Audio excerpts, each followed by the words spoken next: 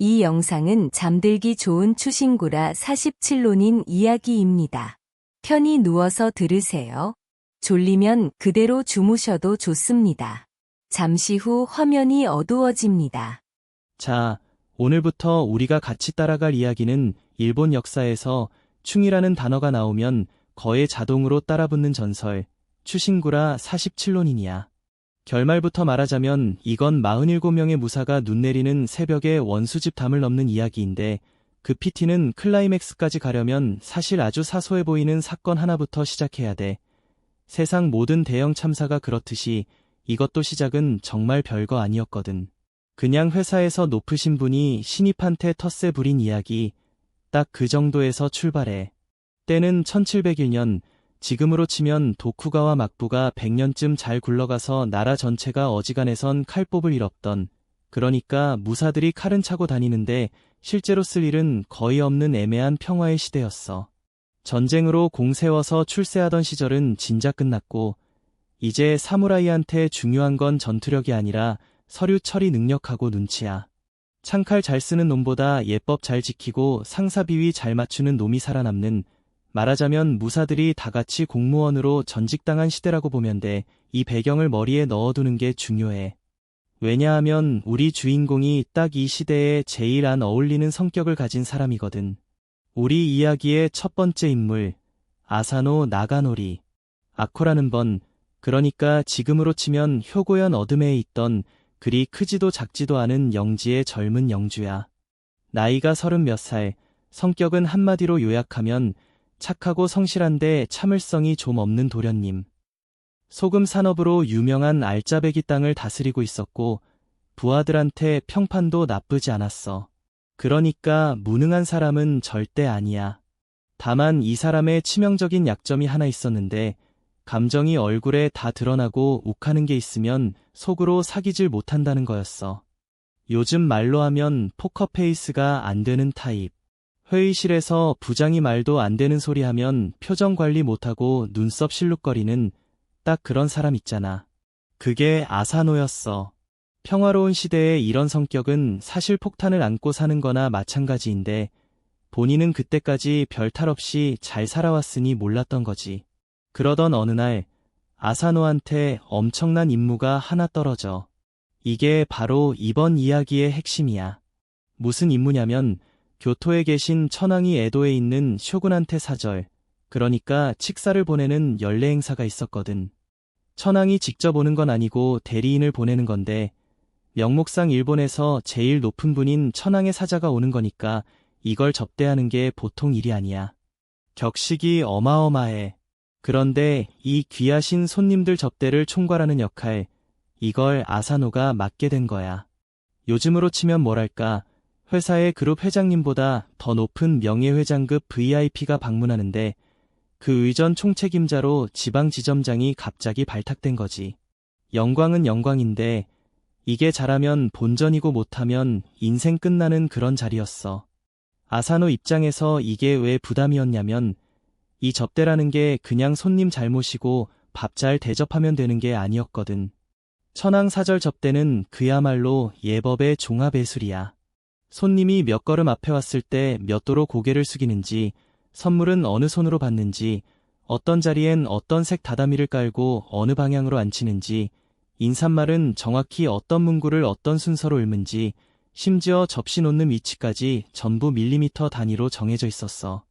하나라도 틀리면 그건 개인 실수가 아니라 쇼군 가문 전체가 천황한테 결례를 범한 게 되는 거야. 지방 영주 한 명. 목이 아니라 막부의 체면이 걸린 문제라 압박이 상상을 초월했지. 매뉴얼은 두껍고 실수하면 죽고, 근데 아사노는 이런 궁중 의전 쪽으론 경험이 거의 없었어. 소금이나 팔던 지방 영주가 갑자기 청와대 의전 비서관 노릇을 하게 된 셈이니까. 그래서 막부가 이런 일엔 항상 붙여주는 사람이 있었어. 예법지도 담당, 그러니까 의전 총감이라 할 만한 베테랑 관료. 이 사람이 신참 접대역 옆에 딱 붙어서 이럴 땐 이렇게 하시고 저럴 땐 저렇게 하시고 하면서 코치를 해주는 거야. 일종의 사수 붙여주는 시스템이지. 그리고 바로 이 자리에 우리 이야기 전체를 뒤흔들 두 번째 인물이 등장해. 이름하여 기라 요시나카. 이 기라라는 인간을 잘 봐둬야 돼. 앞으로 47명이 목숨 걸고 담 넘게 만드는 원흉이 바로 이 양반이거든. 기라가 어떤 사람이었냐? 궁중 예법에 관해서라면 일본 천지에 이 사람 따라올 자가 없는 그야말로 살아있는 매뉴얼 같은 존재였어. 대대로 의전을 담당해온 명문가 출신에다가 본인 실력도 진짜였고 조정하고 막부 양쪽의 인맥도 두텁고 궁중 예법의 자잘한 규칙을 손바닥 보듯 꿰고 있었지. 그러니까 능력만 놓고 보면 이 사람 없으면 접대 행사가 안 굴러갈 정도로 핵심 인재였던 거야. 문제는 실력이 좋은 만큼 자존심도 하늘을 찌르고 게다가 이 양반이 은근히 실속을 밝히는 요새 말로 하면 뒷돈 좋아하는 고인물 부장님 스타일이었다는 거지. 당시 관행이 뭐였냐면 이렇게 예법 지도를 받는 접대역들은 지도해주는 선생님한테 알아서 두둑하게 성의 표시를 하는 게 일종의 불문율이었어. 명목상으론 스승에 대한 외의인데 실질은 뭐 다들 알잖아. 잘 봐달라는 뜻의 촌지야 촌지. 기라 입장에선 이게 그냥 관례를 넘어서 거의 정당한 수입원이었어. 접대역 하나 붙을 때마다 알아서들 선물이며 돈이며 싸들고 오니까 이 양반은 그걸 당연하게 여겼던 거지. 내가 이 귀한 지식을 전수해주는데 그 정도 성의는 당연한 거 아냐? 이런 마인드였던 거야. 실제로 이때 아사노랑 같이 접대역을 맡은 다른 영주가 하나 더 있었는데 그쪽은 눈치 빠르게 기라한테 선물 공세를 화끈하게 했거든. 그러니까 게임의 룰을 미리 파악하고 과금부터 한 거지. 그리고 그 결과가 어땠는지는 뭐 다음 이야기 들어보면 알게 될 거야. 자, 이제 두 사람이 만났어. 한쪽은 예법이라면 도가 튼 자존심 강한 베테랑기라, 다른 한쪽은 순진하고 고지식하고 욱하는 성질 있는 신참 도련님 아사노. 이 조합, 딱 봐도 불안하지? 케미가 좋을 수가 없는 조합이야. 세상에서 제일 안 맞는 사수와 부사수 만난 거거든. 한쪽은 은근히 뭘 바라는데 대놓고 말은 안 하는 스타일이고, 다른 한쪽은 그런 눈치 게임 자체를 잘 못 읽고 또 알아도 굽히기 싫어하는 스타일이니까. 아사노가 처음부터 기라를 무시했느냐 하면 그건 아니야. 오히려 처음엔 배우는 입장이니까 나름 예의를 갖췄어. 문제는 이 사람이 기본적으로 강직하고 고지식했다는 거지. 아사노 입장에서 생각해봐. 나는 지금 나라의 중대사를 앞두고 이 임무를 목숨 걸고 제대로 해내려고 하는데 진지하게 예법을 배우러 왔는데 가르쳐준다는 사람이 자꾸 뭔가 딴 데 관심이 있는 것 같은 거야. 지식을 알려주는 것보다 내가 얼마나 성의를 표시하는지에 더 촉각을 곤두세우는 것 같고. 아사노는 이런 걸 못 견뎌 했어. 아니, 나라 행사를 앞두고 예법을 제대로 가르칠 생각을 해야지 애 자꾸 뒷주머니를 신경 쓰나 하는 반발심이 스멀스멀 올라왔던 거지. 그리고 이 사람은 그 반발심을 능구렁이처럼 숨기질 못했어. 앞에서 웃으면서 속으로 딴 생각하는 처세술, 그게 안 되는 사람이었으니까. 여기서 우리가 짚고 넘어가야 할 게 있어. 사실 이 시대 관점에서 보면 아사노가 융통성이 없었던 것도 맞아. 로마 가면 로마법 따르라고 다들 하는 관례면 적당히 맞춰주면서 원하는 걸 얻어내는 게 어른의 처세잖아. 근데 또 반대로 보면 공적인 나라 행사를 사적인 촌지 장사 기회로 삼은 기라도 떳떳한 건 아니지. 그러니까 이 갈등은 누구 하나가 명백하게 악당이라기보다는 물과 기름 같은 두 사람이 하필 제일 예민한 순간에 딱 붙어버린 데서 온 거야. 자존심 강한 베테랑과 고집 센 신참이 만났는데 둘 다 조금씩만 양보하면 될 걸 둘 다 안 굽히니까 불꽃이 튀기 시작한 거지. 여기까지가 모든 비극의 씨앗이 뿌려진 지점이야. 아직은 아무 일도 안 일어났어. 아직은 그냥 사수랑 부사수 사이가 좀 껄끄러운 어느 직장에나 있을 법한 그런 상황일 뿐이야. 근데 이 작은 불씨가 어떻게 번져서 결국 성 안에서 칼부림이 나고 한 가문이 통째로 무너지고 47명의 인생이 복수 하나로 갈리게 되는지 그게 바로 이데아 이야기의 시작인 거야. 정리하면 이래. 평화가 너무 오래돼서 무사들이 다 순한 공무원이 된 시대, 그 시대에 유독 감정을 못 숨기는 고지식한 영주 아사노가 있었고, 하필 그 사람한테 나라에서 제일 중요한 손님을 접대하는 살떨리는 임무가 떨어졌어. 그리고 그 임무를 잘 해내려면 반드시 통과해야 하는 관문, 예법의 달인이자 은근히 뒷돈을 밝히는 베테랑 기라라는 사람이 사수로 붙었지. 이 어긋난 만남에서 두 사람 사이의 공기가 조금씩, 아주 조금씩 싸늘해지기 시작했다는 것, 여기까지가 오늘 우리가 깔아놓은 판이야. 다음 시간엔 이 껄끄러운 사이가 어쩌다 대놓고 험악해지는지, 기라가 촌지 안 바친 아사노를 어떻게 사람들 앞에서 조롱하고 궁지로 몰아넣는지, 그래서 그 착하고 고지식하던 도련님 속에 어떤 분노가 차곡차곡 쌓여가는지 그 아슬아슬한 이야기를 이어서 풀어줄게. 자, 지난번에 우리가 두 사람을 딱 붙여놨지. 순진하고 고지식한 도련님 아사노, 그리고 예법의 달인이자 은근히 뒷주머니를 밝히는 베테랑 기라. 사수와 부사수로 만났는데 케미가 최악이었다는 얘기까지 했어. 이번엔 그 껄끄럽던 공기가 어떻게 대놓고 험악해지는지 그 이야기를 이어서 해볼게. 일단 상황을 다시 떠올려봐. 아사노는 나라에서 제일 중요한 손님인 천황사절을 접대하는 총책임자야. 이걸 잘하려면 예법에 살아있는 매뉴얼인 기라한테 하나부터 10까지 배워야 하는 처지고, 다시 말해 아사노의 성공은 전적으로 기라가 얼마나 성심성의껏 가르쳐주느냐에 달려있었다는 거지. 시험 범위를 교수님 혼자만 알고 있는데 그 교수님한테 잘 보여야 하는 학생 신세라고 보면 돼. 근데 아사노는 그 교수님한테 촌지를 안 바쳤어. 정확히는 남들 다 하는 만큼의 성의 표시를 안 한 거야. 여기서 그 이유를 좀 짚어보면 아사노가 돈이 없어서 그런 건 절대 아니었어. 아코버는 소금으로 먹고 사는 알짜배기 땅이라 재정은 오히려 튼튼했거든. 그러니까 못 준 게 아니라 안 준 거야. 이 사람 성격이 그랬어. 공적인 나라 행사를 앞두고 뒷돈이 오간다는 게 아사노의 그 대쪽 같은 원칙주의 회로로는 도저히 납득이 안 됐던 거지. 예법을 가르치는 건 나라에서 맡긴 공무인데 왜 거기에 사비를 찔러줘야 하나. 이건 부패다. 뭐 대충 이런 마인드였던 거야. 요즘으로 치면 회사 규정에도 없는 관행적 접대비를 이건 부당하다면서 혼자 거부하는 강직한 신입 같은 거지.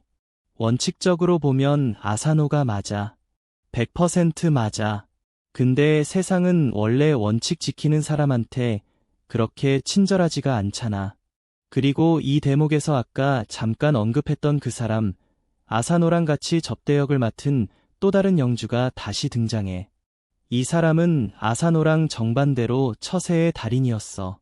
기라가 뭘 좋아하는지 딱 파악하고는 선물이며 성이며 아주 화끈하게 챙겼거든. 게임의 룰을 미리 읽고 결제부터 시원하게 긁은 거지. 그러니까 기라 입장에선 이 두 사람이 얼마나 극명하게 대비됐겠어.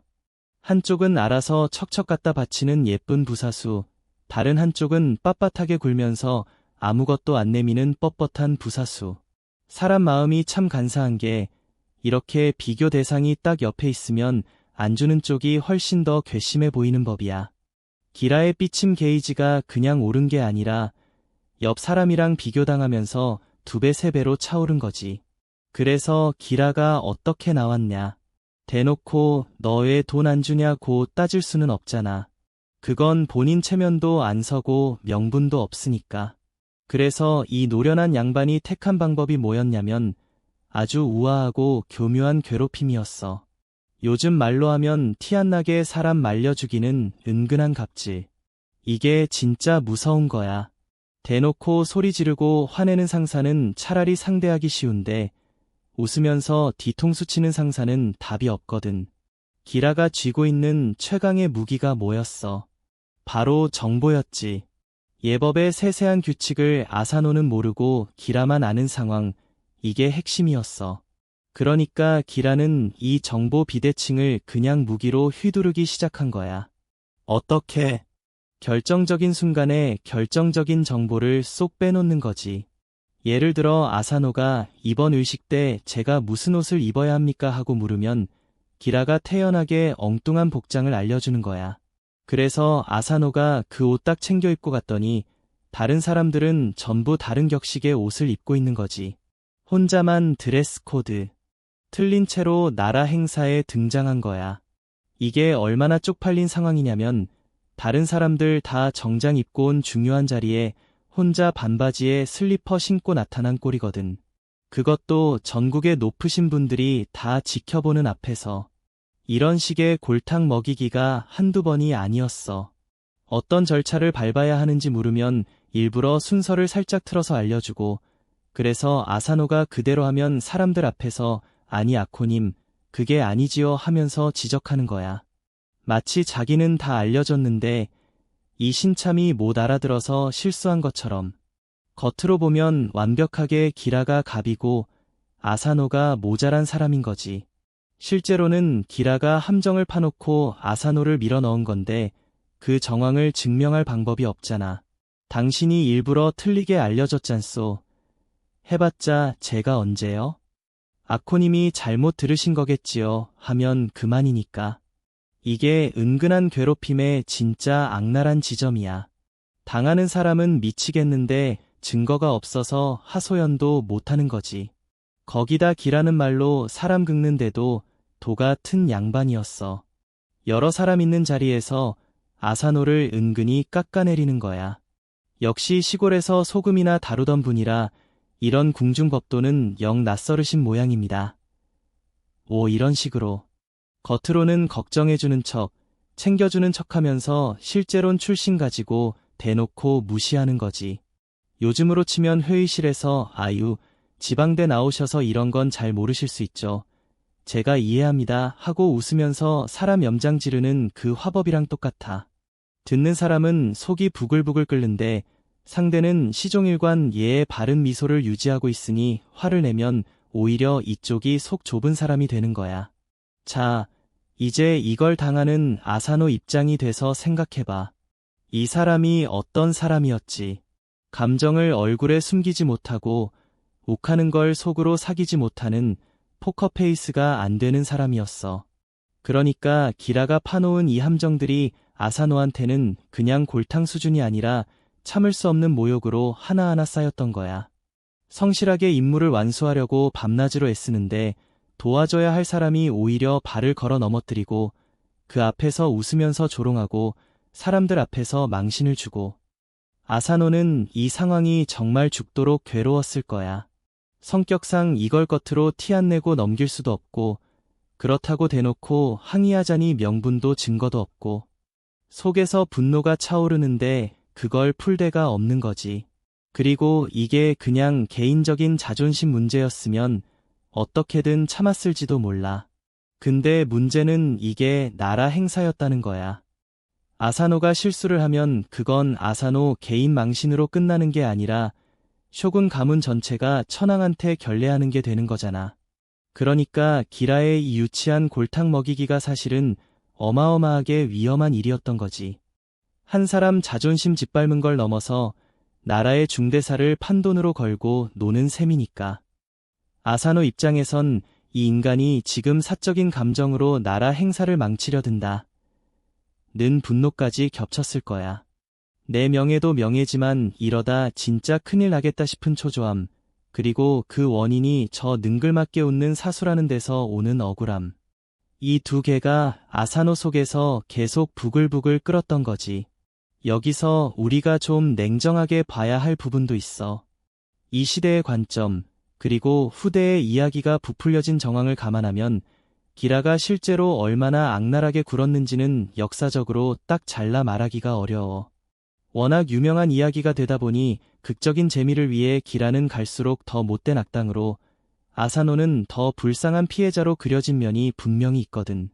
실제로는 어쩌면 기라 입장에서도 할 말이 있었을지 몰라. 나는 관례대로 했을 뿐인데 이 융통성 없는 시골 영주가 혼자 뻣뻣하게 굴다가 자기가 실수해놓고 나를 원망한다. 이렇게 생각했을 수도 있지. 근데 뭐 진실이 어느 쪽에 얼마나 가깝든 간에 확실한 건 하나야. 아사노의 마음속에서는 기라가 완벽한 악당이었다는 거. 그리고 사람이 칼을 뽑느냐 마느냐는 객관적 진실이 아니라 본인이 그 순간 무엇을 느꼈느냐로 결정되잖아. 아사노의 분노 게이지는 그게 정당했든 과했든 이미 위험 수위까지 차오르고 있었어. 날이 갈수록 아사노의 인내심은 얇아지고 기라의 조롱은 은근하지만 집요하게 계속되고 이건 마치 팽팽하게 당겨진 활시위 같은 상태였어. 겉으로는 아직 아무 일 없어. 두 사람 다 나라 행사라는 무대 위에서 각자 역할을 연기하고 있으니까. 근데 그 표면 아래에서는 폭발 직전의 압력이 계속 쌓이고 있었던 거지. 언제 터져도 이상하지 않은 상태로. 그리고 우리 모두 알다시피 이런 긴장은 결국 어딘가에서 터지게 돼 있어. 문제는 그게 하필 세상에서 절대 터지면 안 되는 장소에서 터졌다는 거야. 다음 시간엔 드디어 그 순간이 와. 참고 참던 아사노의 인내심이 완전히 끊어지는 그날, 에도성 안에서 아사노가 기어이 칼을 뽑아드는 그 사건. 하필이면 성 안에서 칼을 뺀다는 게 어떤 의미인지, 그 짧은 순간이 어떻게 한 사람의 인생과 한 가문의 운명을 통째로 뒤집어버리는지 그 이야기를 이어서 풀어줄게. 그날이 왔어. 1701년 음력 3월 14일, 에도성 안. 그날은 하필 접대 행사의 클라이맥스라 할 만한 날이었어. 천황의 사절이 성에 들어와서 쇼군을 만나는 그야말로 이 몇 주간의 모든 준비가 결실을 맺는 가장 중요한 날. 아사노 입장에선 여기까지 그 온갖 골탕과 모욕을 견뎌온 게 다 이 하루를 위해서였잖아. 오늘만 무사히 넘기면 임무 안수고 그럼 이 지긋지긋한 기라와의 악연도 끝나는 거였어.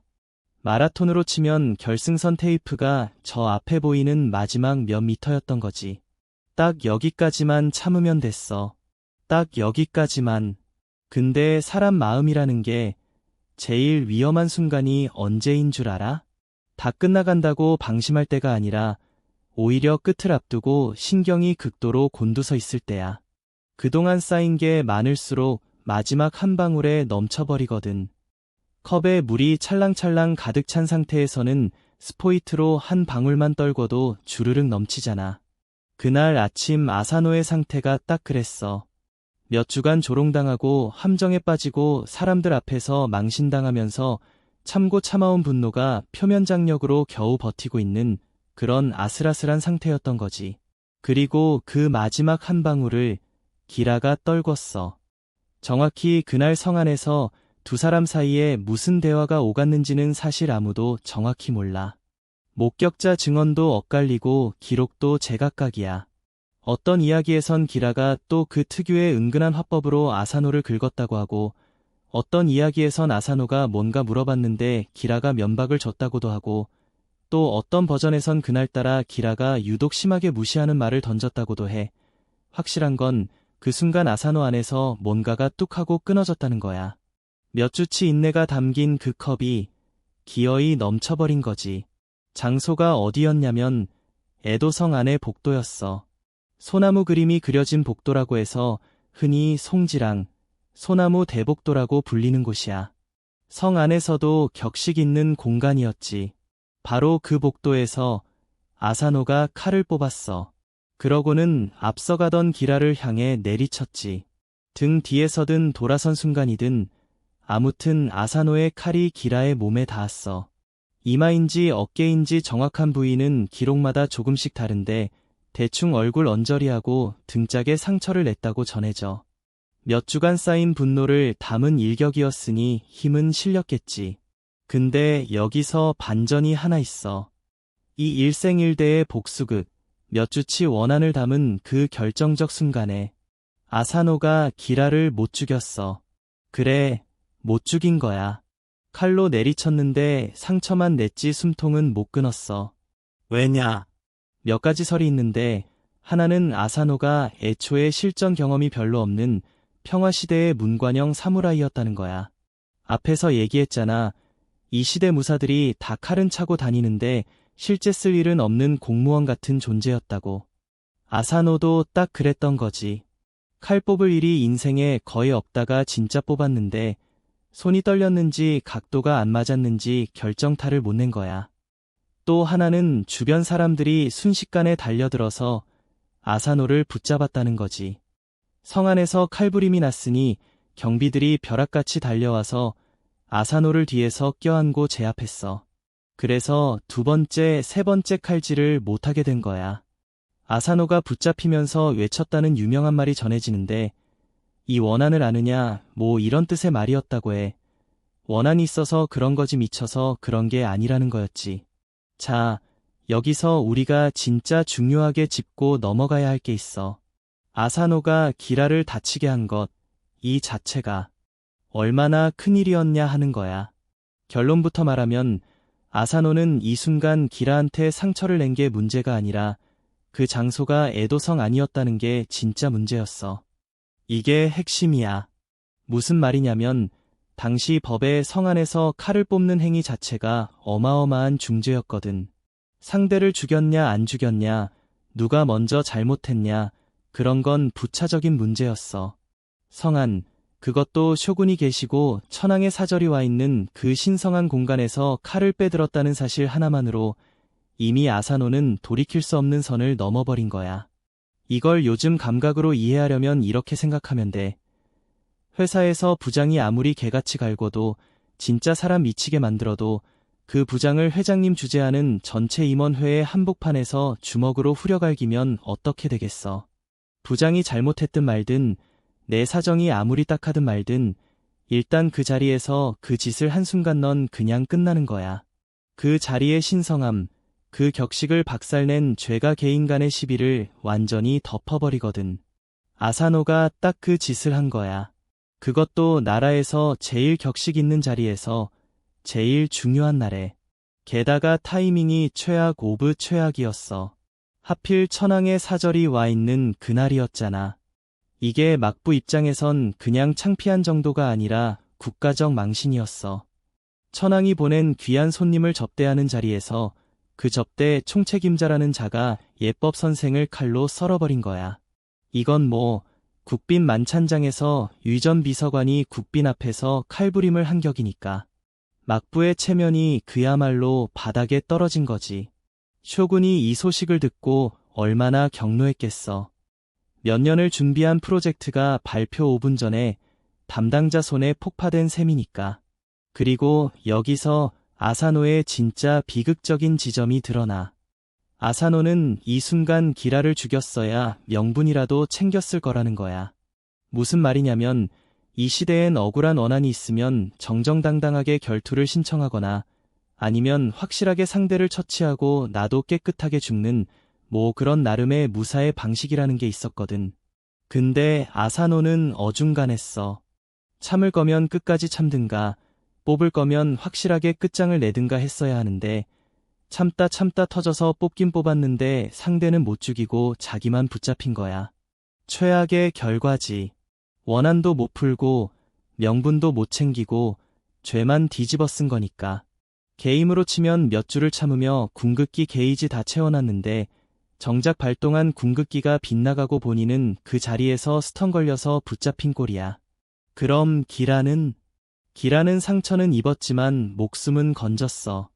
얼굴하고 등에 칼자국이 났지만 치명상은 아니었지. 그리고 이게 앞으로 이야기를 끌고 가는 결정적인 불씨가 돼. 왜냐면 원흉이 멀쩡히 살아남았으니까. 만약 아사노가 그 자리에서 기라를 확실하게 죽였으면 이야기는 그냥 성질 급한 영주가 사고치고 죗값 치렀다로 끝났을지도 몰라. 근데 원한의 대상이 두 발 뻗고 살아있게 되면서 이 미완성된 복수가 나중에 47명의 손으로 넘어가게 되는 거야. 아사노가 못 끝낸 일이 씨앗으로 남은 거지. 당장 그 자리에서 아사노는 제압당해서 끌려갔어.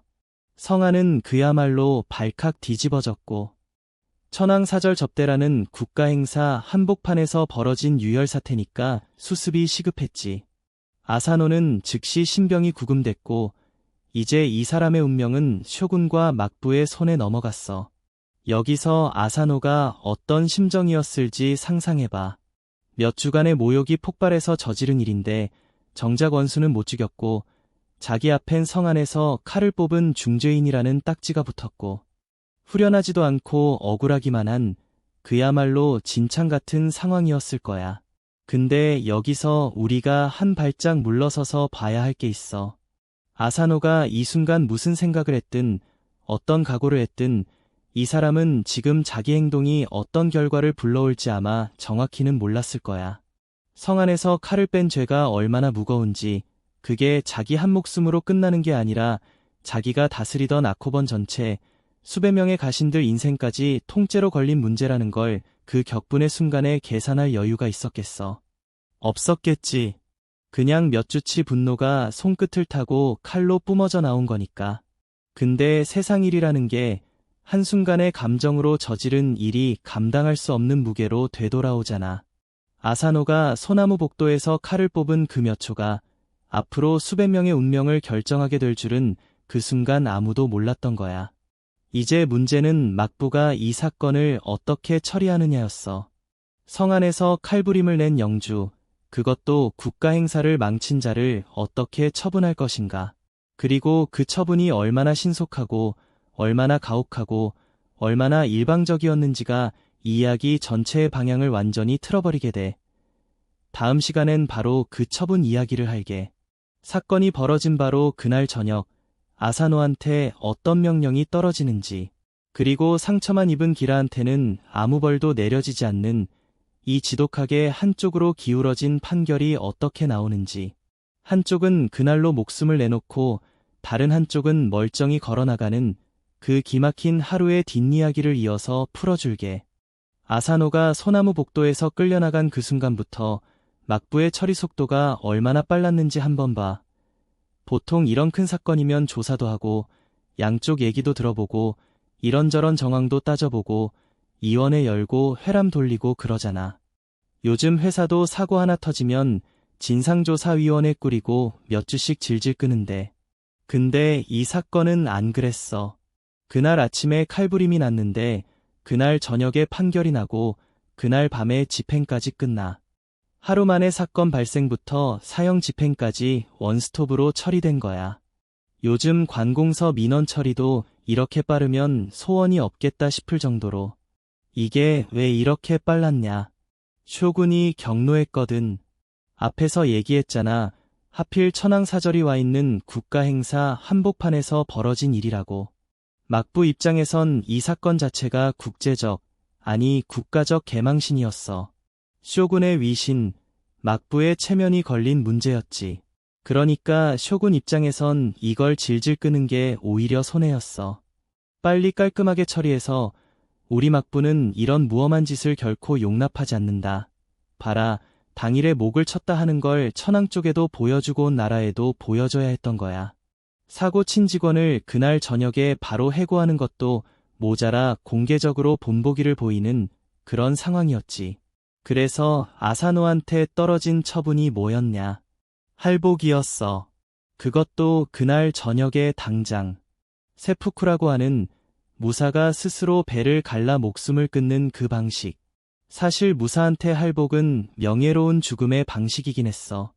죄인이라도 무사의 체면을 지켜서 스스로 죽게 해주는 거니까 목을 매달거나 참수하는 것보단 격이 높은 처벌이었지. 근데 문제는 이 할복에도 급이 있었다는 거야. 어디서 죽느냐, 어떤 대접을 받으며 죽느냐가 다 달랐거든. 그리고 아사노가 받은 할복은 명색이 한 지역을 다스리던 영주한테 주어진 것 치고는 어처구니 없을 만큼 초라한 것이었어. 원래 아사노 정도 되는 다이묘, 그러니까 영주급 인물이 할복을 하게 되면 나름의 격식을 갖춰서 자기 저택이나 격에 맞는 장소에서 예를 다해 죽는 게 관례였어.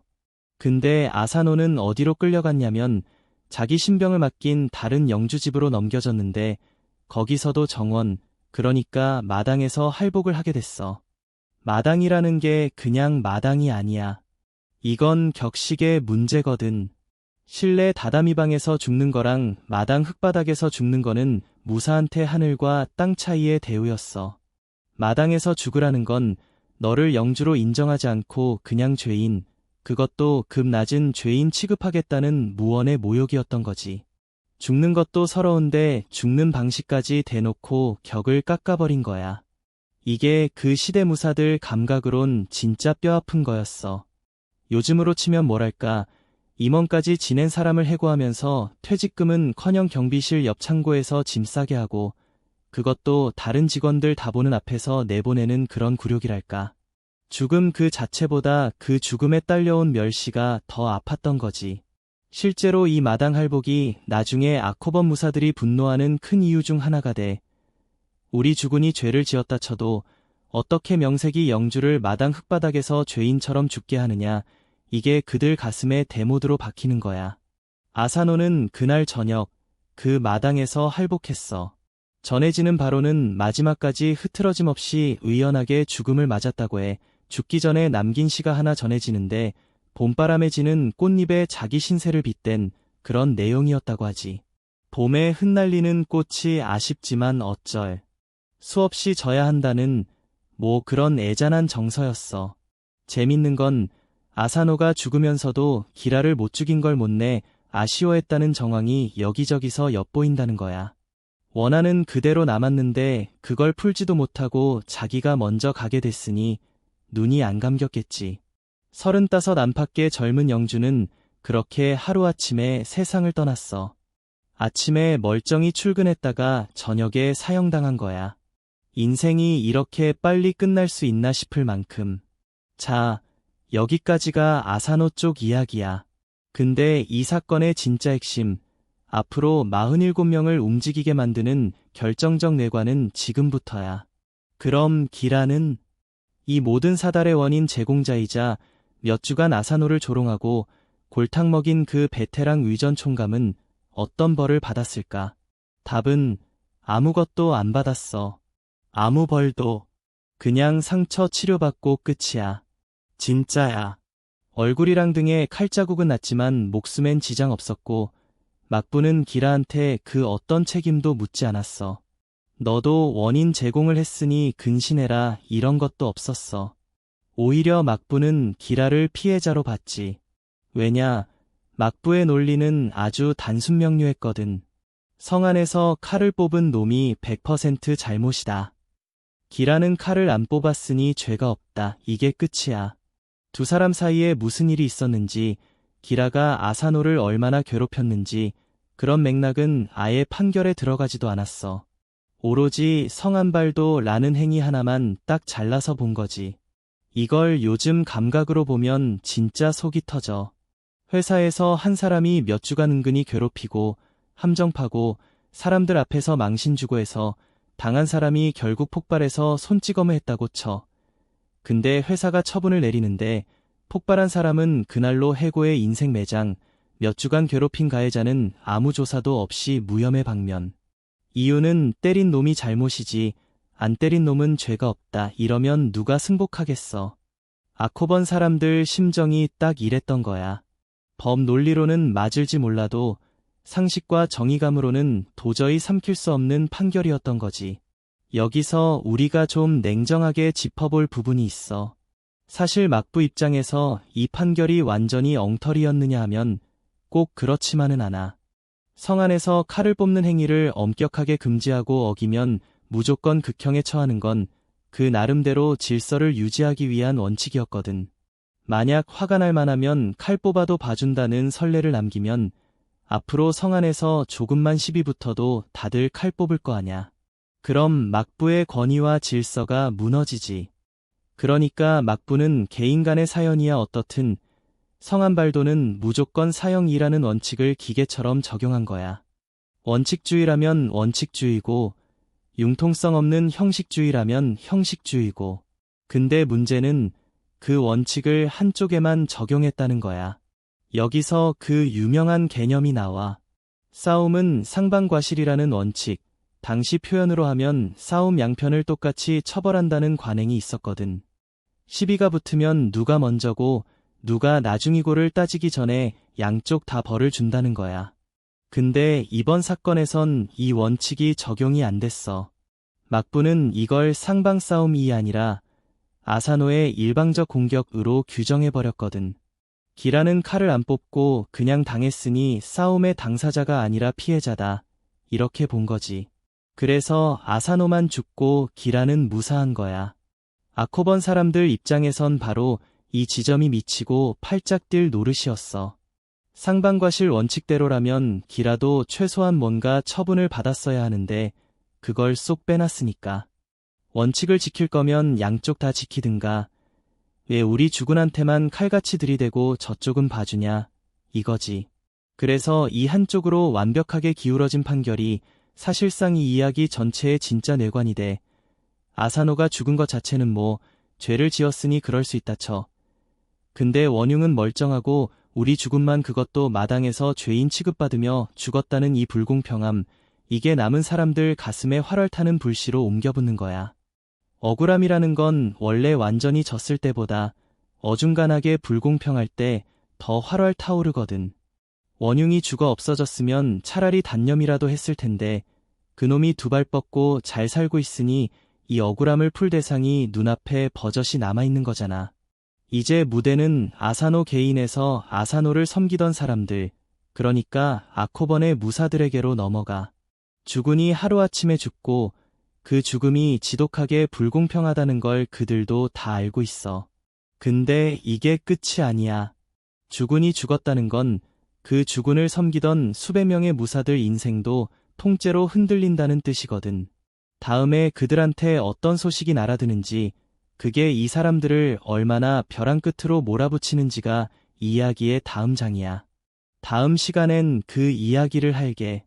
주군의 죽음에 이어서 아사노 가문 전체에 떨어지는 처분, 영지가 몰수되고 성이 넘어가고 그 밑에서 녹을 먹던 수백 명의 무사들이 하루아침에 주군도 직장도 잃은 론인, 떠돌이 무사 신세로 전락하는 그 무너짐의 과정을 이어서 풀어줄게.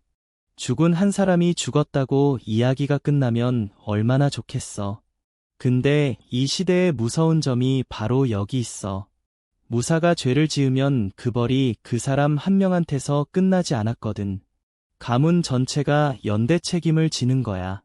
아사노가 성 안에서 칼을 뽑은 죄, 그건 아사노 개인의 죄가 아니라 아사노 가문 전체의 죄가 됐어. 그래서 막부가 아사노를 죽인 것에 더해서 내린 처분이 있었으니 그게 바로 개혁이라는 거야. 개혁이 뭐냐면 쉽게 말해 가문을 통째로 없애버리는 거야. 영지를 몰수하고 성을 빼앗고 가문의 자격 자체를 박탈하는 거지. 아코번이라는 조직이 지도에서 그냥 지워지는 거야. 요즘으로 치면 뭐랄까, 대표이사 한 명이 사고쳤다고 회사를 그냥 청산명령 때려서 법인 자체를 소멸시켜버리는 거랑 비슷해. 그것도 대표 개인 비리로 회사가 망하는 게 아니라 이에서 이 회사 없앤다 하고 도장 한 방 찍으니까 그날로 폐업인 거지. 몇 대에 걸쳐 쌓아온 가문의 역사, 재산, 명예가 판결 한 줄에 증발해버린 거야.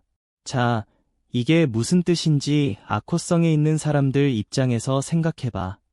아사노 밑에는 녹을 받으며 그 가문을 섬기던 무사들이 수백 명 있었어. 이 사람들은 대대로 아사노 가문을 섬겨온, 말하자면 평생 직장에 뼈를 묻으려던 사람들이었지. 근데 어느 날 갑자기 에도에서 파발이 날아온 거야. 주군이 성 안에서 칼부림을 했고 그날 저녁에 할복했고 가문은 개혁됐다고. 이게 세 문장인데 이 세 문장이 수백 명의 인생을 동시에 박살낸 거야. 아침에 눈 떴을 때는 어엿한 번의 무사였는데 소식 하나 듣고 난이 주군도 없고 직장도 없고 심지어 살던 성마저 곧 남의 손에 넘어가게 된 처지가 된 거지. 이렇게 주군을 잃고 소속이 사라진 무사를 뭐라고 부르냐? 바로 론인이야. 우리 이야기 제목에 붙은 그 론인. 떠돌이 무사, 주인 없는 사무라이라는 뜻이지. 근데 이 론인이라는 신분이 그냥 백수랑은 차원이 달라. 이 시대의 무사가 소속을 잃는다는 건 사회적으로 거의 추락에 가까운 일이었거든. 무사는 자기가 섬기는 주군이 있어야 신분도 있고 녹봉도 있고 명예도 있는 건데 그게 통째로 날아가면 칼은 여전히 차고 다니지만 그 칼로 지킬 것도 그 칼값을 대줄 사람도 없어지는 거야. 요즘으로 치면 대기업 정규직이던 사람이 하루아침에 회사가 사라져서 명함도 소속도 없이 붕뜬 상태. 근데 재취업 시장은 꽉 막혀있고 나이는 있고 기술은 칼 쓰는 것밖에 없는 그런 막막한 처지랄까. 게다가 재취업이 쉬웠냐면 그것도 아니야. 이 평화의 시대의 무사는 이미 공급 과잉이었거든. 전쟁이 없으니 칼 쓰는 사람이 필요가 없잖아. 그런 판에 갑자기 아코번 무사 수백 명이 한꺼번에 실직시장에 쏟아져 나온 거야. 그것도 성 안에서 칼부림한 영주 밑에 있던 자들이라는 꼬리표를 달고.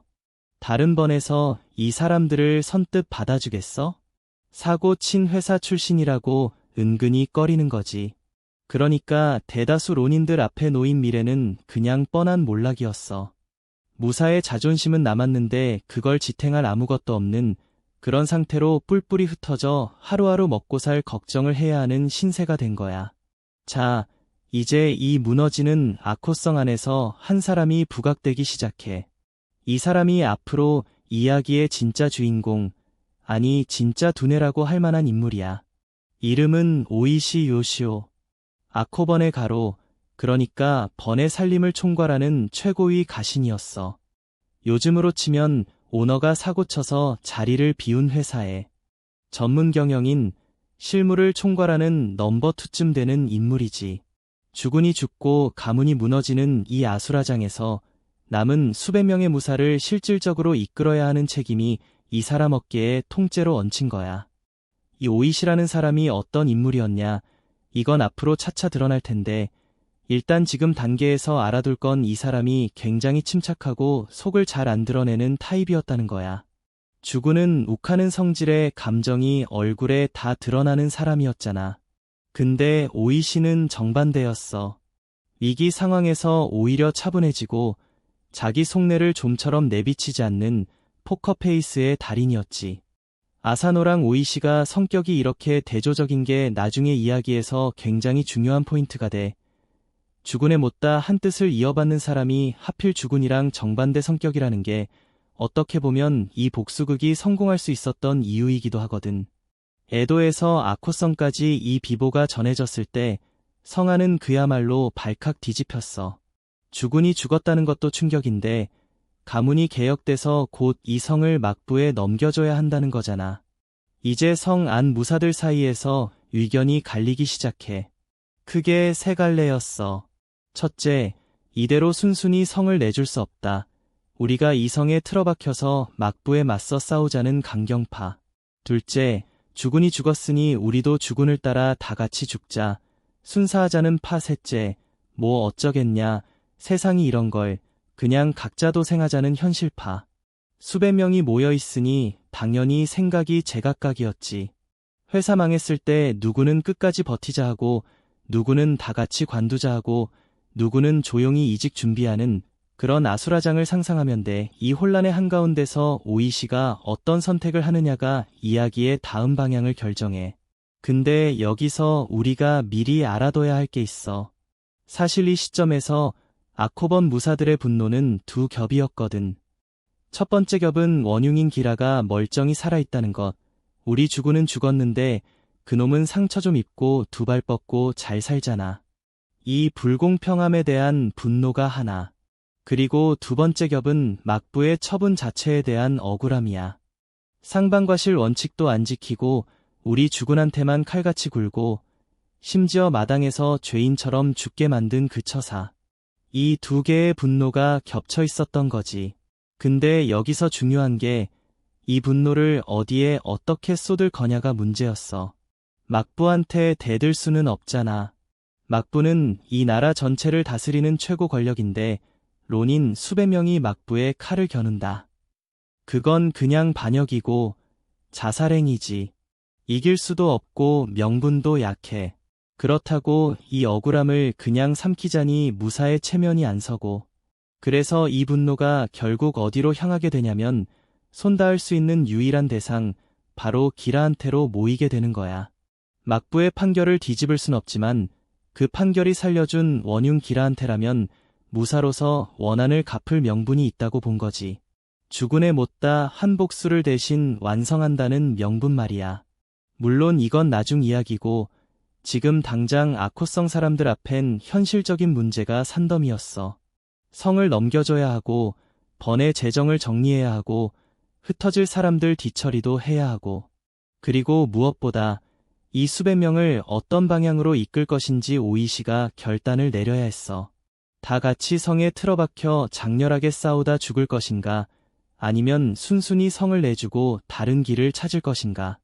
이 갈림길에서 오이시가 어떤 선택을 하느냐가 이 이야기가 그냥 한 번의 비극으로 끝날지 아니면 후대에 길이 남을 전설이 될지를 가르는 첫 번째 분기점이었던 거야. 다음 시간엔 바로 그 결단 이야기를 할게. 성에 틀어박혀 옥수할 것인가? 조용히 성문을 열 것인가? 강경파와 온건파 사이에서 흔들리는 수백 명의 가신들을 오이시가 어떻게 다잡는지, 그리고 그가 왜 당장의 뜨거운 저항 대신 훨씬 더 길고 차가운 길을 택하는지 그 무거운 선택의 순간을 이어서 풀어줄게. 이제 오이시 앞에 놓인 문제를 좀 더 구체적으로 들여다보자. 성 안에는 주군을 잃고 분노의 참무사들이 가득했고 그들의 목소리는 크게 두 갈래로 나뉘어 부딪히고 있었어. 한쪽은 이대로는 못 물러난다며 성문을 걸어 잠그고 막부군과 한판 붙자는 농성파, 다른 한쪽은 주군이 가셨으니 우리도 명예롭게 뒤따르자는 순사파. 둘 다 공통점이 있었는데 그게 뭐냐면 결국 다 같이 죽자는 거였어. 방식만 다르지 결말은 똑같이 장렬한 죽음이었던 거지. 뜨겁긴 진짜 뜨거운 사람들이었어. 근데 오이시는 이 두 개의 뜨거운 선택지를 다 내려놓게 만들어.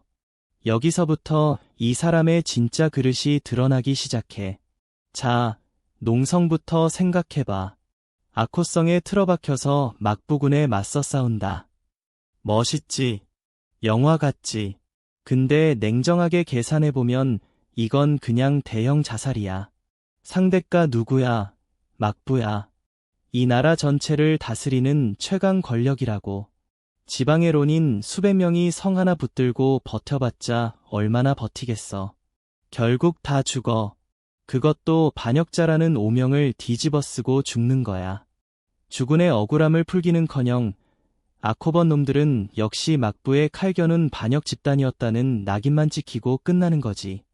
요즘으로 치면 회사가 부당하게 청산됐다고 직원들이 사옥 점거하고 경찰 특공대랑 총격전 벌이자는 건데 그거 명분이 있을 리가 없잖아. 억울함은 어디 가고 그냥 무장 폭도가 되는 거야. 그럼 순사는 어떠냐? 죽은 따라 다 같이 배 가르고 죽자. 이건 무사도 정신으로 보면 나름 명예로운 선택처럼 보여. 실제로 이 시대엔 주군이 죽으면 충신들이 뒤따라 순사하는 걸 미덕으로 여기기도 했으니까. 근데 오이시는 이것도 아니라고 봤어.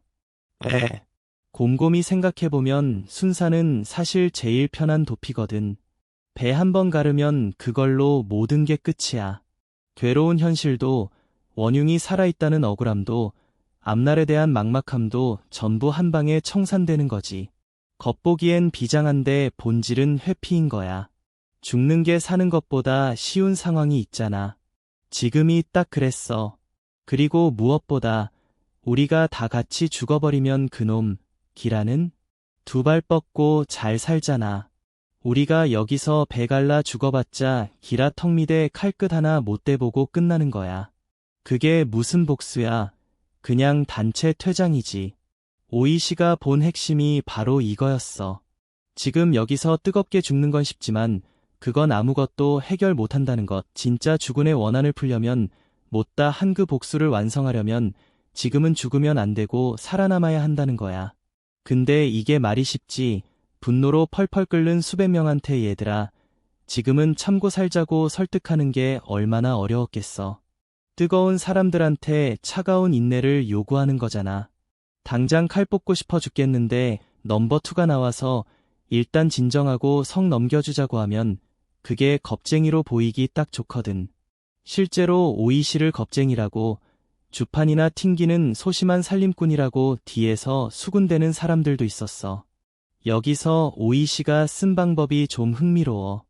이 사람이 대뜸 복수하자 다들 살아남아서 기라 목을 따자고 외쳤을 것 같지? 아니야. 오이시는 그렇게 안 했어. 오히려 이 사람이 처음 공식적으로 내세운 건 훨씬 얌전한 거였어. 뭐냐면 막부한테 정식으로 탄원을 넣자는 거였지. 아사노 가문을 완전히 없애지 말고 대를 이을 수 있게 해달라. 주군의 동생한테라도 가문을 다시 세우게 해달라고 청원하자는 거였어. 그러니까 당장 칼 뽑는 대신 일단 합법적이고 평화적인 방법으로 가문의 부활을 시도해보자는 거였지. 이게 오이시의 1차 목표였어. 이걸 왜 먼저 했냐면 2가지 이유가 있었다고 봐. 하나는 진심이었어. 실제로 가문이 다시 서면 무사들도 갈 곳이 생기고 주군의 명예도 어느 정도 회복되니까. 그게 된다면 굳이 피 볼 필요 없이 제일 좋은 결말이잖아. 근데 또 하나, 이게 오이시의 무서운 점인데 이 탄원 과정이 자연스러운 시간 벌기이자 사람 거르는 필터가 됐다는 거야. 일단 가문 재건 청원부터 해보자, 결과를 기다려보자고 하면서 시간을 끄는 동안 순사하겠다고 흥분하던 사람들도 진정이 되고 각자 도생하려던 사람들은 슬금슬금 빠져나가고 정말 끝까지 남을 사람만 서서히 걸러지는 거지. 뜨거운 감정으로 모인 무리에서 진짜 각오된 사람만 추려내려면 오히려 뜨거움을 식히는 시간이 필요했던 거야. 이 부분은 나중에 더 극적으로 드러나니까 지금은 이 정도만 알아두자. 그리고 성 문제. 막부가 성을 넘기라고 하니 여기서 농성이냐 순순히 내주냐를 결정해야 했잖아. 오이시는 성을 조용히 내주는 쪽을 택했어. 이게 진짜 중요한 대목이야. 앞서 말했던 농성은 반역이 되고 다 죽는 길이니까 오이시는 그 유혹을 딱 잘라내고 막부의 성접수 담당자한테 아코성을 깔끔하게 예를 다해서 넘겼어. 성안을 정갈하게 정리하고 장부도 명확하게 하고 소란 없이 질서정연하게. 이게 겉보기엔 그냥 순순히 항복한 것처럼 보이지만 사실은 굉장히 계산된 행동이었어. 왜냐면 이렇게 깔끔하게 물러나야 아코번 사람들은 반역할 뜻이 없다. 법을 따르는 자들이다. 라는 인상을 막부에 심어줄 수 있거든. 나중에 진짜 하고 싶은 일을 하려면 지금은 최대한 순한 양처럼 보여야 했던 거야. 이빨을 숨기려면 일단 발톱부터 집어넣어야 하는 거지. 이 대목에서 오이시라는 사람의 진짜 캐릭터가 확 살아나. 지난 시간에 말했잖아. 이 사람이 죽은 아사노랑 정반대 성격이라고. 아사노는 감정이 얼굴에 다 드러나고 참지 못해서 결국 칼을 뽑았지.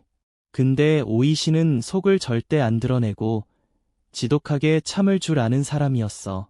지금 이 순간에도 오이시 속에서 복수의 불씨가 타고 있었는지 아닌지 사실 이 시점에선 아무도 몰라. 어쩌면 오이시 본인도 아직 확실히 정하지 못했을 수도 있어. 다만 확실한 건 이 사람은 뜨거운 감정에 휩쓸려 지금 당장 뭔가를 저지르는 타입이 절대 아니었다는 거야. 모든 선택지를 차갑게 저울질하고 가장 오래가고 가장 확실한 길을 고르는 사람. 그리고 그런 사람이 이끌었기 때문에 이야기가 한순간의 분풀이로 끝나지 않고 몇 년에 걸친 대서사로 이어지게 되는 거지. 물론 이 조용한 선택이 모두를 만족시킨 건 아니야. 당장 피를 보고 싶었던 강경파들 눈엔 오이시가 답답하기 짝이 없었을 거야. 아니 주군이 저렇게 억울하게 죽었는데 성이나 곱게 넘기고 청원서나 쓰고 앉아있냐. 이게 무사가 할 짓이냐. 이런 불만이 속에서 부글거렸겠지. 근데 오이시는 그 시선을 다 감수했어. 당장 멋있어 보이는 것보다 결국 목적을 이루는 게 중요하다는 걸 알았으니까. 겁쟁이 소리를 들어도 소심하다는 비웃음을 사도 지금은 몸을 낮추는 게 맞다고 판단한 거야. 이런 사람이 리더면 답답해 보여도 결국 큰일을 내거든. 그래서 아코성은 큰 소란 없이 막부에 넘어갔어. 강경파도 순사파도 일단은 오이시의 뜻에 따라 물러섰고 무사들은 각자 흩어지되 완전히 끈을 놓지는 않은 채로 후일을 기약하게 됐지. 겉으로 보면 아코버는 이렇게 조용히 역사 속으로 사라지는 것처럼 보였어. 성도 넘어갔고 사람들도 흩어졌고 주군도 없고 다 끝난 것처럼 보였지. 근데 그거 알아? 진짜 무서운 건 조용한 사람들이야. 시끄럽게 다 죽자고 외치던 사람들은 오히려 오래 못 가. 조용히 성 넘기고 흩어진 이 사람들 속에 아직 꺼지지 않은 불씨가 숨어 있었던 거야. 다음 시간엔 그 불씨를 품은 오이시가 어떤 연기를 시작하는지 보여줄게. 가문 재건의 희망이 어떻게 되는지, 그리고 그 결과에 따라 오이시가 감시의 눈을 속이기 위해 스스로를 얼마나 망가뜨리는 위장에 들어가는지.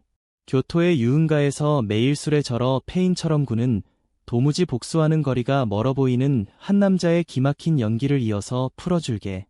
오이시가 걸었던 첫 번째 카드, 기억나지? 가문을 다시 세워달라는 탄원. 주군의 동생한테라도 아사노 가문을 이을 수 있게 해달라는 그 청원 말이야. 이게 오이시의 1차 목표였고, 사실 이게 됐으면 피볼 일도 없이 제일 좋은 결말이었을 거야. 근데 결과는 안 됐어. 막부는 이 청원을 받아주지 않았어.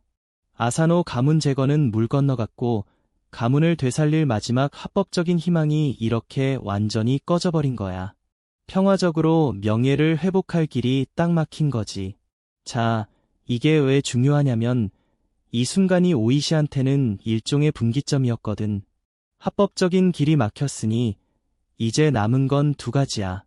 진짜로 다 포기하고 각자 살 길 찾아 흩어지든가 아니면 남은 하나의 길, 그러니까 무력으로 주군의 원한을 갚는 길로 가든가. 오이시의 마음이 정확히 언제 복수로 굳어졌는지는 아무도 몰라. 근데 가문 재건이 무산된 이 시점부터 오이시는 조용히 그리고 아주 은밀하게 복수를 향한 준비에 들어가기 시작해. 문제는 이걸 대놓고 할 수가 없었다는 거야. 감시당하고 있었거든. 생각해봐. 막부도 바보가 아니야. 주군이 억울하게 죽고 가문이 통째로 날아간 아코번, 그 밑에 있던 무사 수백 명이 갑자기 얌전해졌다. 이거 오히려 수상하잖아. 특히 기라 쪽에서 바짝 긴장하고 있었어. 자기가 원흉으로 지목된 걸 뻔히 아는데 그 원한품은 론인들이 언제 담 넘어 들어올지 모르니까. 그래서 기라 측이든 막부 측이든 아코 론인들의 동태를 예의주시하고 있었던 거야. 특히 그 우두머리 격인 오이시가 뭘 하는지가 최대 관심사였지. 오이시만 잘 감시하면 이 무리가 딴짓을 하는지 안 하는지 알 수 있으니까. 요즘으로 치면 오이시는 완벽하게 미행이 붙은 일거수일투족이 보고되는 요주의 인물이었던 거야. 이 상황에서 오이시가 복수를 준비하려면 어떻게 해야겠어? 감시하는 눈들한테 저 사람은 복수 같은 거 할 위인이 못 된다. 는 확신을 심어줘야 했어. 그냥 조용히 지내는 정도로는 부족해. 조용한 건 오히려 뭔가 꾸미는 것처럼 보일 수도 있거든. 그래서 오이시가 택한 방법이 이 이야기에서 제일 유명하고 제일 기막힌 장면 중 하나야. 뭐였냐면 자기 자신을 철저하게 망가뜨리는 거였어. 완전히 페인처럼 사는 거지. 오이시는 교토로 가서 그 유명한 유흥가 기온 일대의 화류계에 아예 눌러앉았어. 그러고는 매일같이 술독에 빠져 살았어. 낮부터 밤까지 술 마시고 기녀들 끼고 흥청망청 놀고 돈을 물쓰듯 뿌리면서 방탕의 끝을 보여준 거야. 무사의 체면이고 뭐고 다 내던지고 그냥 인생 포기한 한량처럼 행세한 거지. 주군의 복수를 다짐한 충신이라고는 도저히 상상할 수 없는 그야말로 타락한 술꾼의 모습이었어. 요즘으로 치면 회사가 부당하게 망해서 다들 이 악물고 뭔가 도모할까 지켜보는 판에 그 대표격인 사람이 매일 유흥업소에서 인사불성으로 발견되는 거야. 이걸 본 감시자들이 어떤 결론을 내리겠어. 아, 이 사람 완전히 페인됐네. 복수는 무슨 그냥 날아갔구먼 이렇게 판단하는 거지. 위장이 얼마나 지독했냐면 그냥 겉으로 술 마시는 척한 게 아니야. 진짜로 자기 인생을 갈아 넣었어. 가족까지 동원됐거든. 오이시는 위장을 완벽하게 하기 위해서 부인하고 이혼까지 해. 그래, 진짜 이혼이야. 왜냐면 앞으로 할 일이 대역죄에 해당하는 위험한 일이니까 그 화가 처자식한테 미치지 않게 하려고 미리 갈라선 거지. 부인을 친정으로 돌려보내고 자식들도 정리하고 겉으로는 저 인간이 방탕에 빠져서 가정까지 깨졌다는 그림이 완성되는 거야.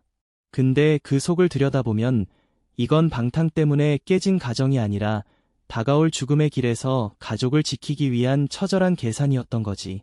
겉모습은 개차반인데 속내는 눈물겨운 그런 이중의 삶이었어. 여기서 전해지는 유명한 일화가 하나 있어.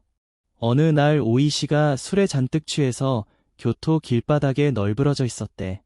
그 꼴을 지나가던 어떤 무사가 봤는데 이 무사가 사정을 아는 사람이었던 거야. 아코번 가로씩이나 되는 자가 죽은 복수는 안 하고 이 모양 이 꼴로 술에 절어 길바닥에 자빠져 있는 걸 보고는 침을 뱉으면서 욕을 했다는 거지. 내가 무슨 무사냐, 죽으니 통곡할 노릇이다, 뭐 이런 식으로. 오이시는 그 모욕을 그냥 다 받았어. 반박도 안 하고 해명도 안 하고.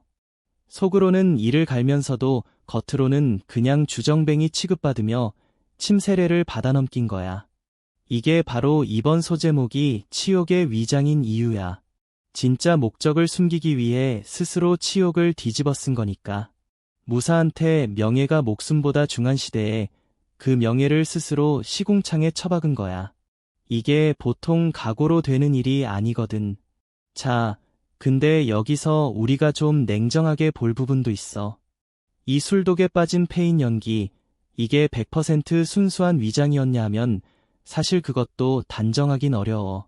어떤 역사가들은 오이시가 정말로 한동안 방황했을 수도 있다고 봐. 죽으는 죽고 가문 제거는 실패하고 앞길은 캄캄하고. 이 상황에서 인간이 술로 도피하고 싶은 마음이 왜 안 들겠어. 위장이라는 대의명분 뒤에 진짜 괴로움도 섞여 있었을 거란 얘기지. 근데 뭐 위장이든 진짜 방황이든 결과적으로 이 방탕한 시절이 감시자들의 경계를 확실하게 풀어놨다는 건 분명해. 그리고 그게 정확히 오이시한테 필요했던 거고. 진심이 얼마나 섞였든 이 연기는 완벽하게 먹혔어. 그리고 위장에는 앞서 잠깐 말했던 또 다른 기능이 있었어. 사람을 거르는 필터 말이야. 생각해봐. 죽으니 죽었을 때 복수하자, 다 같이 죽자 하고 흥분했던 사람이 수백 명이었잖아. 근데 그 우두머리라는 오이시가 몇 년째 유흥가에서 술이나 퍼마시고 있으면 진심이 얕았던 사람들은 하나둘 떨어져 나가. 아, 오이시도 저 모양인데 무슨 복수야. 나도 내 살 길 찾자 하고 마음 접는 거지. 뜨겁게 달아올랐다가 시간이 지나면서 식는 사람들이 자연스럽게 걸러지는 거야. 반대로 이 지루하고 굴욕적인 침묵의 시간을 견디면서도 끝까지 뜻을 놓지 않는 사람들, 그 진짜 배기들만 남게 되는 거지. 오이시의 방탕은 감시자만 속인 게 아니라 동지들의 진심까지 시험하는 이중의 장치였던 셈이야. 위장의 세월이 하루 이틀이 아니었어. 몇 달도 아니고 무려 1년이 훌쩍 넘는 긴 시간이었어. 그동안 오이시는 겉으로는 완전히 망가진 폐인으로 살면서 속으로는 아주 치밀하게 다음 단계를 그리고 있었지. 남은 동지들과 은밀히 연락을 주고받고 각자 신분을 숨긴 채 흩어져 지내면서 때를 기다리고. 세상 사람들 눈엔 아코번 론인들은 그냥 뿔뿔이 흩어져 잊혀가는 패잔병들이었어. 그 우두머리는 술꾼이 됐고 나머지는 각자 먹고 사느라 바쁜 다 끝난 사람들. 근데 그 조용한 표면 아래에서 정말로 각오된 자들만 남아 서서히 하나의 방향으로 모여들고 있었던 거야. 다음 시간엔 그 물밑에서 진행되던 진짜 준비를 보여줄게. 겉으로 폐인 행세를 하는 동안 뜻을 같이 한 자들이 어떻게 피로써 맹세를 맺는지, 47이라는 숫자가 어떻게 추려지는지, 그리고 이들이 원수 기라의 집이 어떻게 생겼는지, 경비는 어떤지 그 담장 안을 은밀하게 파고들며 거사를 준비하는 그 치밀한 첩보전을 이어서 풀어줄게. 오이시가 교토에서 술꾼 행세를 하는 그 표면 아래에서 진짜 일은 물밑으로 조용히 진행되고 있었어. 겉으론 다 흩어져 잊혀가는 패잔병들 같았지만 그 안에는 끈을 놓지 않은 사람들이 있었거든. 이들이 어떻게 연락을 주고받았느냐, 이게 은근히 흥미로운 대목이야. 요즘처럼 단톡방 파서 거사디 30다들 참석 부탁 이렇게 공지할 수 있는 시대가 아니잖아. 편지 한 장이 잘못 새어나가면 그날로 다 잡혀 죽는 거야. 그러니까 이들은 신분을 숨기고 이름을 바꾸고 상인이나 장인으로 위장해서 각지에 흩어진 채로 아주 은밀하게 사람과 서신을 통해 뜻을 확인해 나갔어. 그야말로 목숨을 건 오프라인 비밀 결사였던 거지. 여기서 제일 먼저 벌어진 일이 뭐냐면 인원을 추리는 거였어. 처음 죽으니 죽었을 때 복수하자, 같이 죽자 하고 흥분했던 사람이 수백 명이었다고 했잖아. 근데 시간이 흐르면서 그리고 오이 씨의 그 패인 연기가 길어지면서 그 숫자가 계속 줄어들었어. 이게 앞에서 말한 필터링이 실제로 작동한 결과야. 뜨거운 감정으로 모였던 사람들이 현실의 무게 앞에서 하나둘 빠져나간 거지. 먹고 살아야 하고 가족이 있고 목숨은 하나뿐이고 사실 이게 인간적으로 이해가 안 되는 것도 아니야. 복수라는 게 성공한다는 보장도 없고 성공해도 어차피 다 죽는 길인데 그 길에 선뜻 발을 들이는 게 어디 쉬운 일이겠어. 처음엔 100 단위였던 서약자가 시간이 지날수록 뚝뚝 떨어져 나가는 걸 오이 씨는 말리지 않았어. 오히려 그게 당연하다고 봤지. 진심 없는 사람 억지로 붙잡아봤자 결정적 순간에 배신하거나 겁먹고 도망갈 테니까. 차라리 스스로 걸러지게 놔둔 거야. 그렇게 걸러지고 걸러져서 최종적으로 끝까지 남은 사람이 47명이었어. 우리 이야기 제목에 붙은 그 숫자. 수백에서 47으로. 이 숫자가 그냥 나온 게 아니라 몇 년에 걸친 침묵과 인내와 갈등 끝에 정제되고 정제되어 남은 진짜 각오된 자들만의 숫자였던 거야.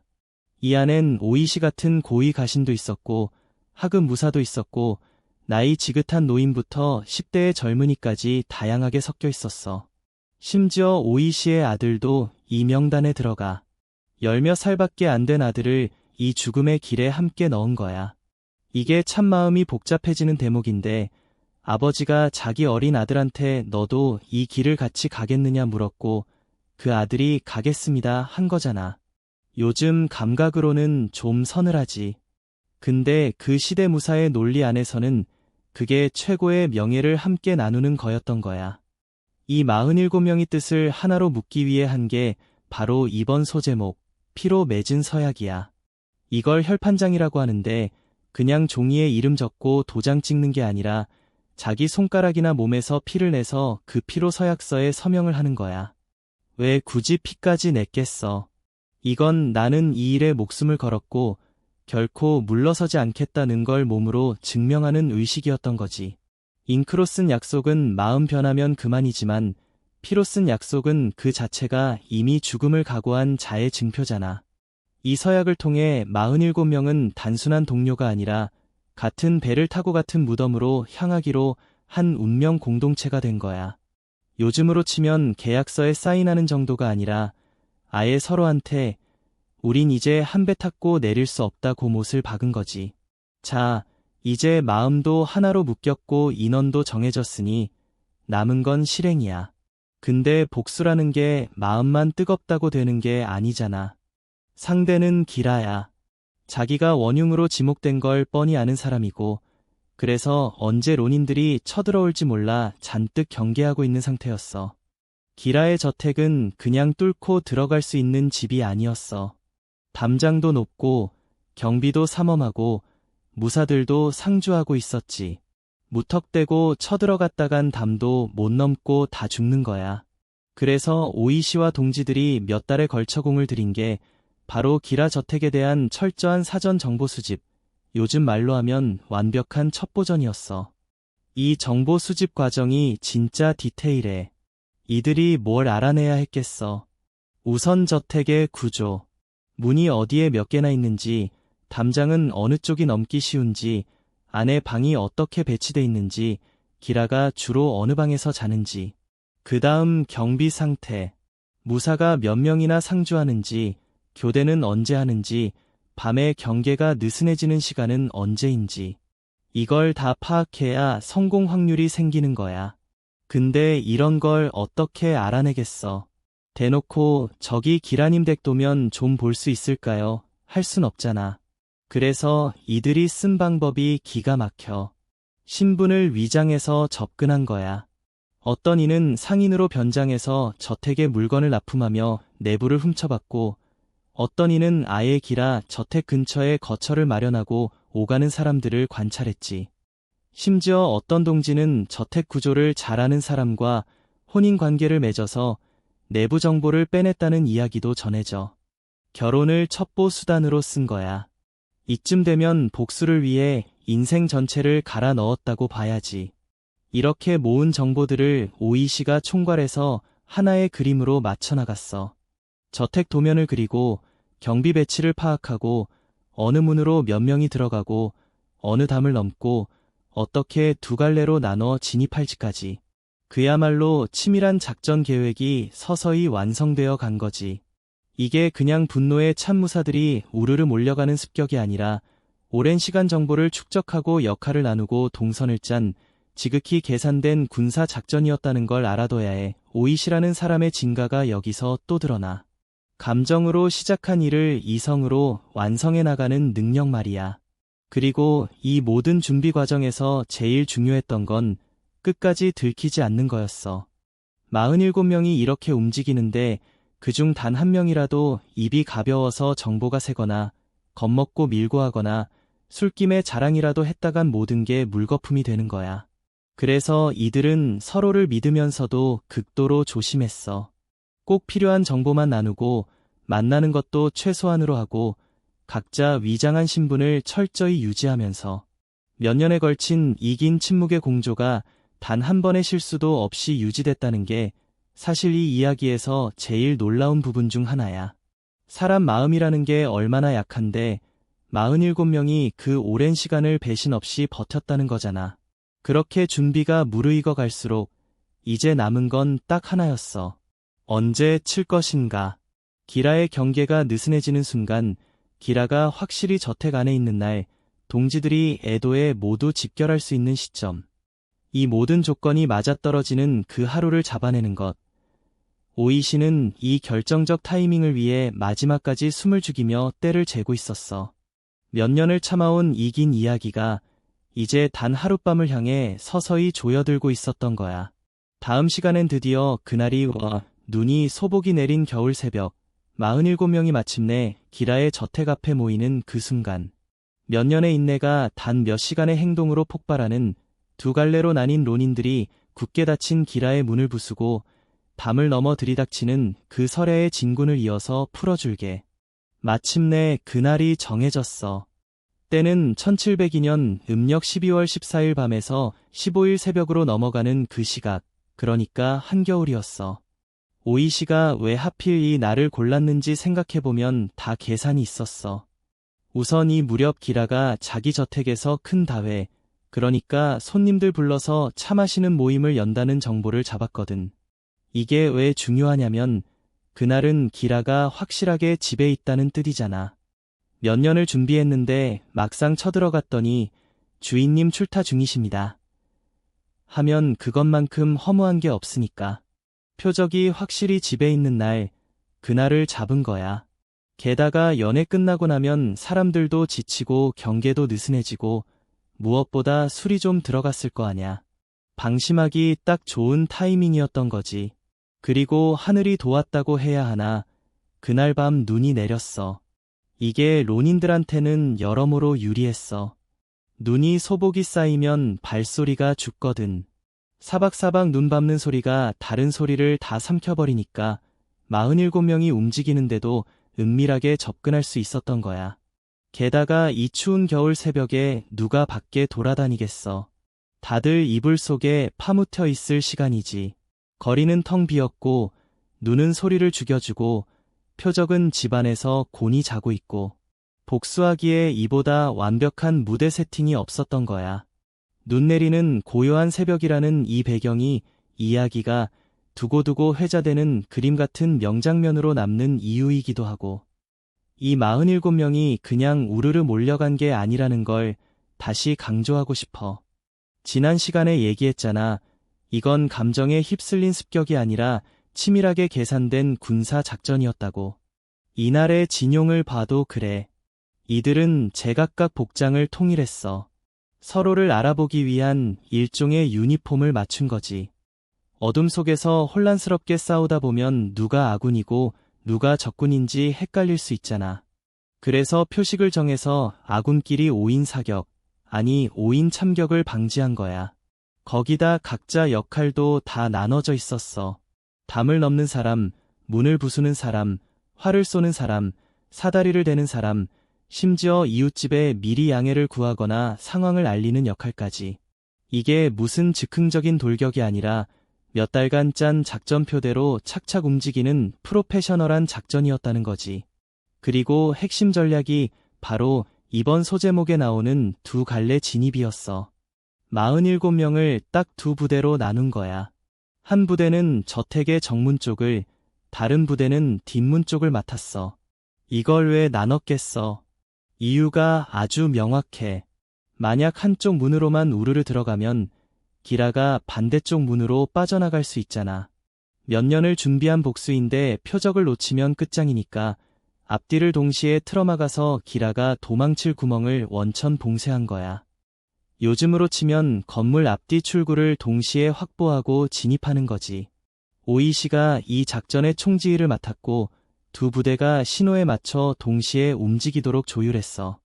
이 동시성이 진짜 중요했어. 한쪽이 먼저 시끄럽게 쳐들어가면 다른 쪽이 대응할 시간을 주게 되니까 딱 맞춰서 앞뒤를 동시에 친 거지. 자, 신호가 떨어지고 진입이 시작됐어. 정문 쪽에서는 큰 나무망치 같은 걸로 문을 부수거나 아니면 사다리를 걸치고 담을 넘어 들어갔어. 뒷문 쪽도 마찬가지로 담을 넘어 안으로 진입했지. 이 순간까지도 저택 안은 조용했어. 다들 자고 있었으니까. 근데 47명이 담을 넘고 문을 부수고 안으로 쏟아져 들어가는 순간 그 고요하던 저택이 순식간에 아수라장으로 바뀐 거야. 고니.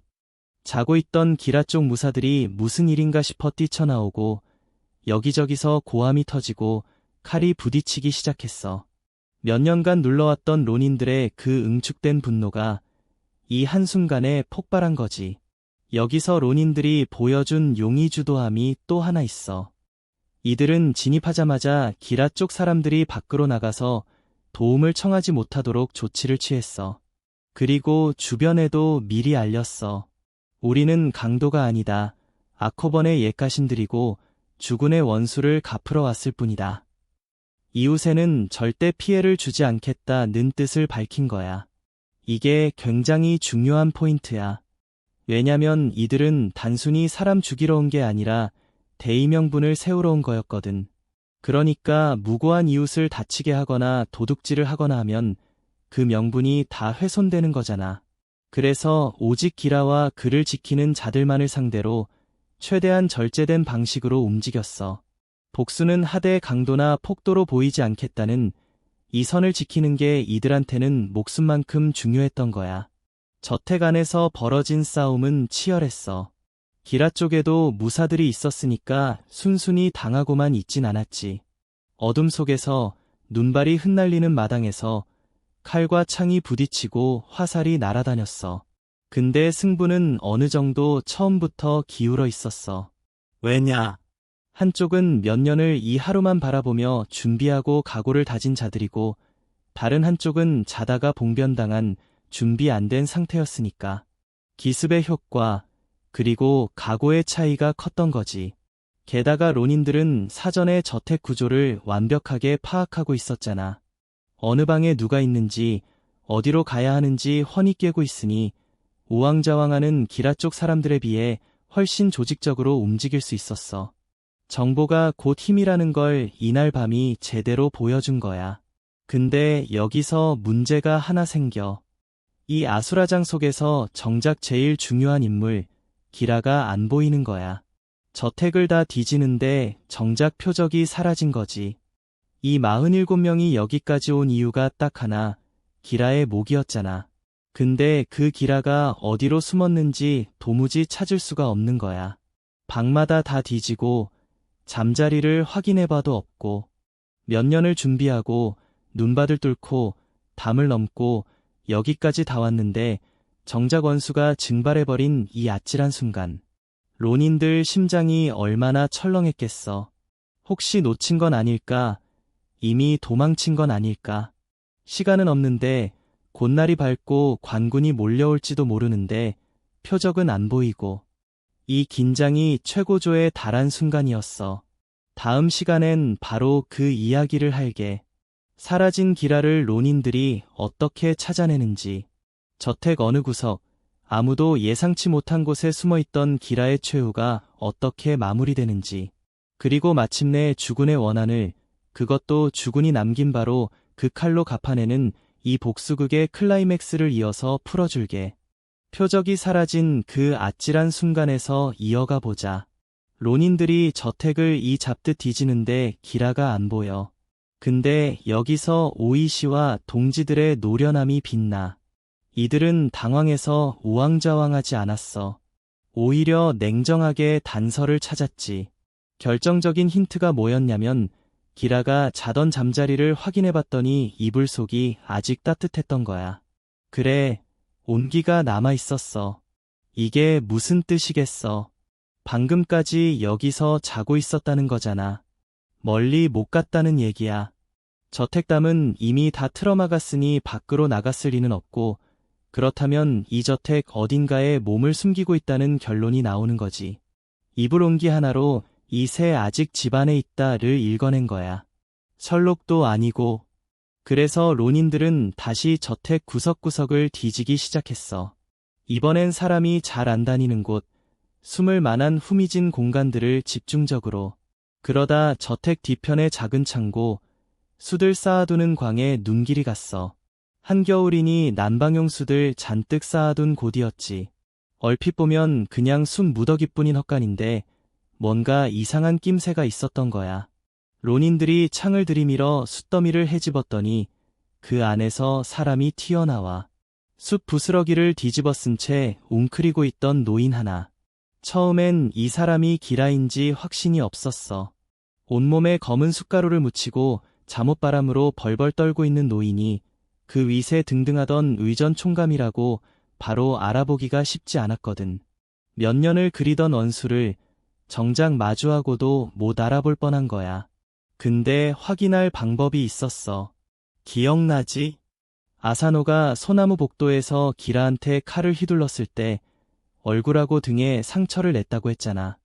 론인들은 이 노인의 몸을 확인했어.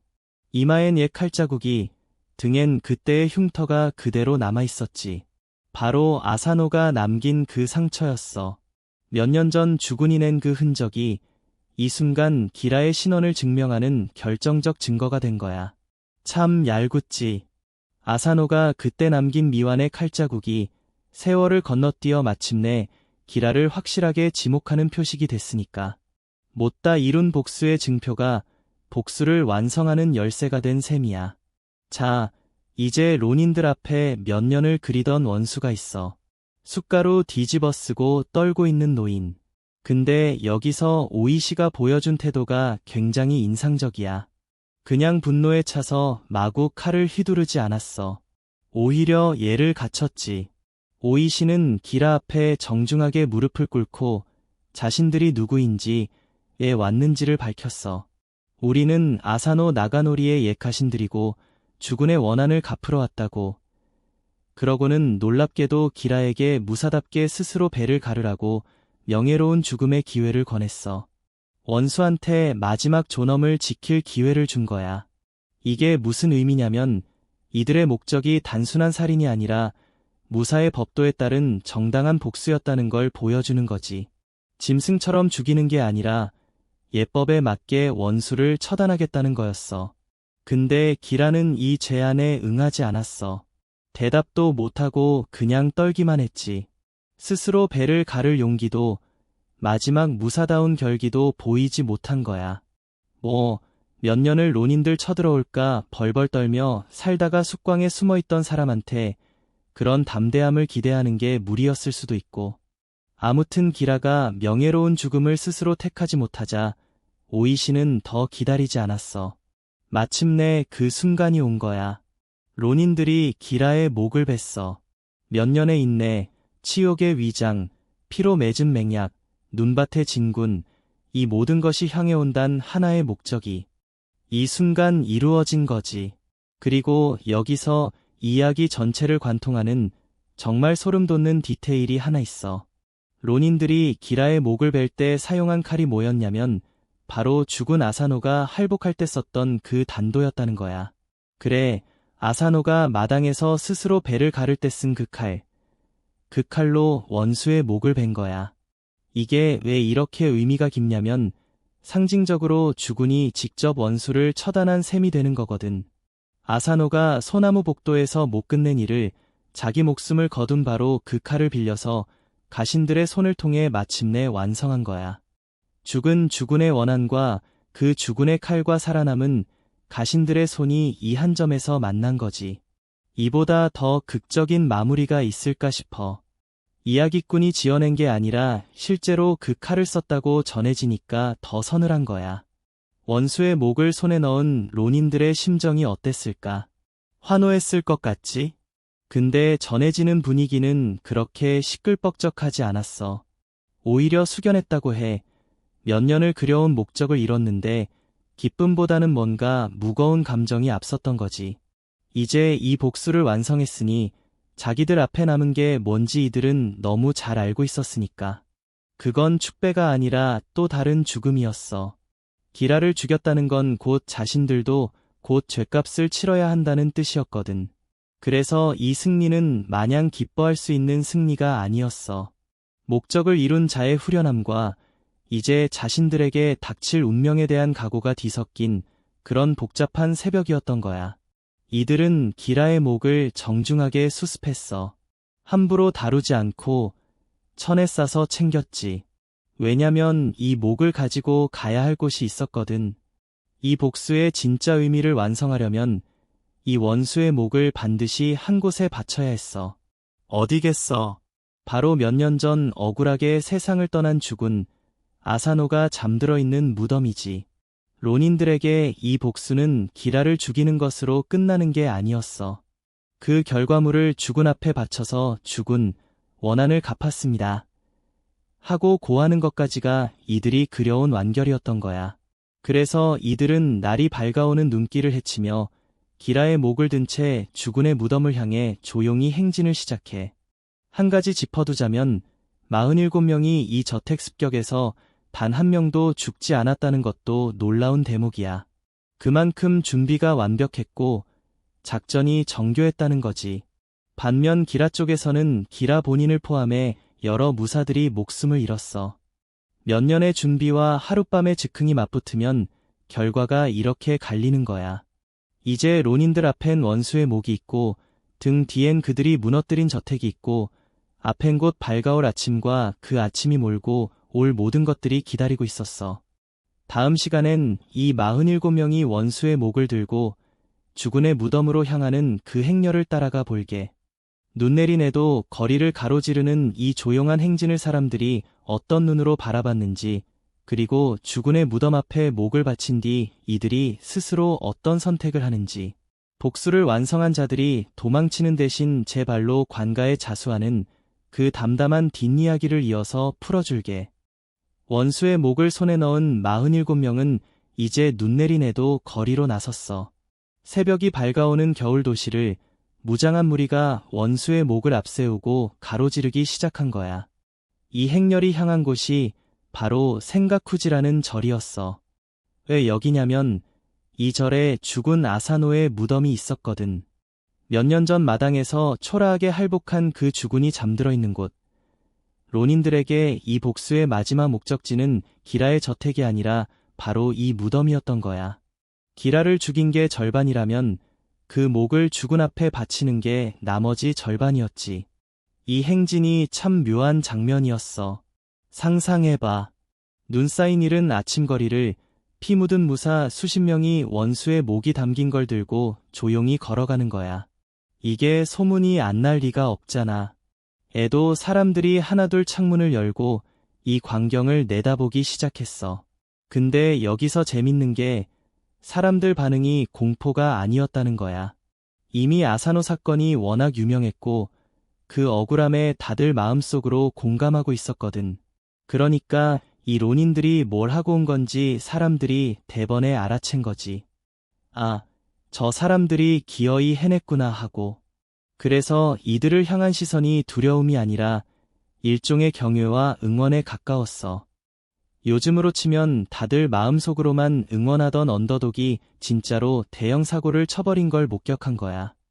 이 행렬이 지나가는 길에 사람들이 은근히 성원을 보냈다는 이야기도 전해져. 가는 길에 이들이 보여준 태도도 인상적이었어. 무리지어 지나가면서도 소란을 피우거나 이세를 부리지 않았어. 오히려 질서정연하고 조용했지.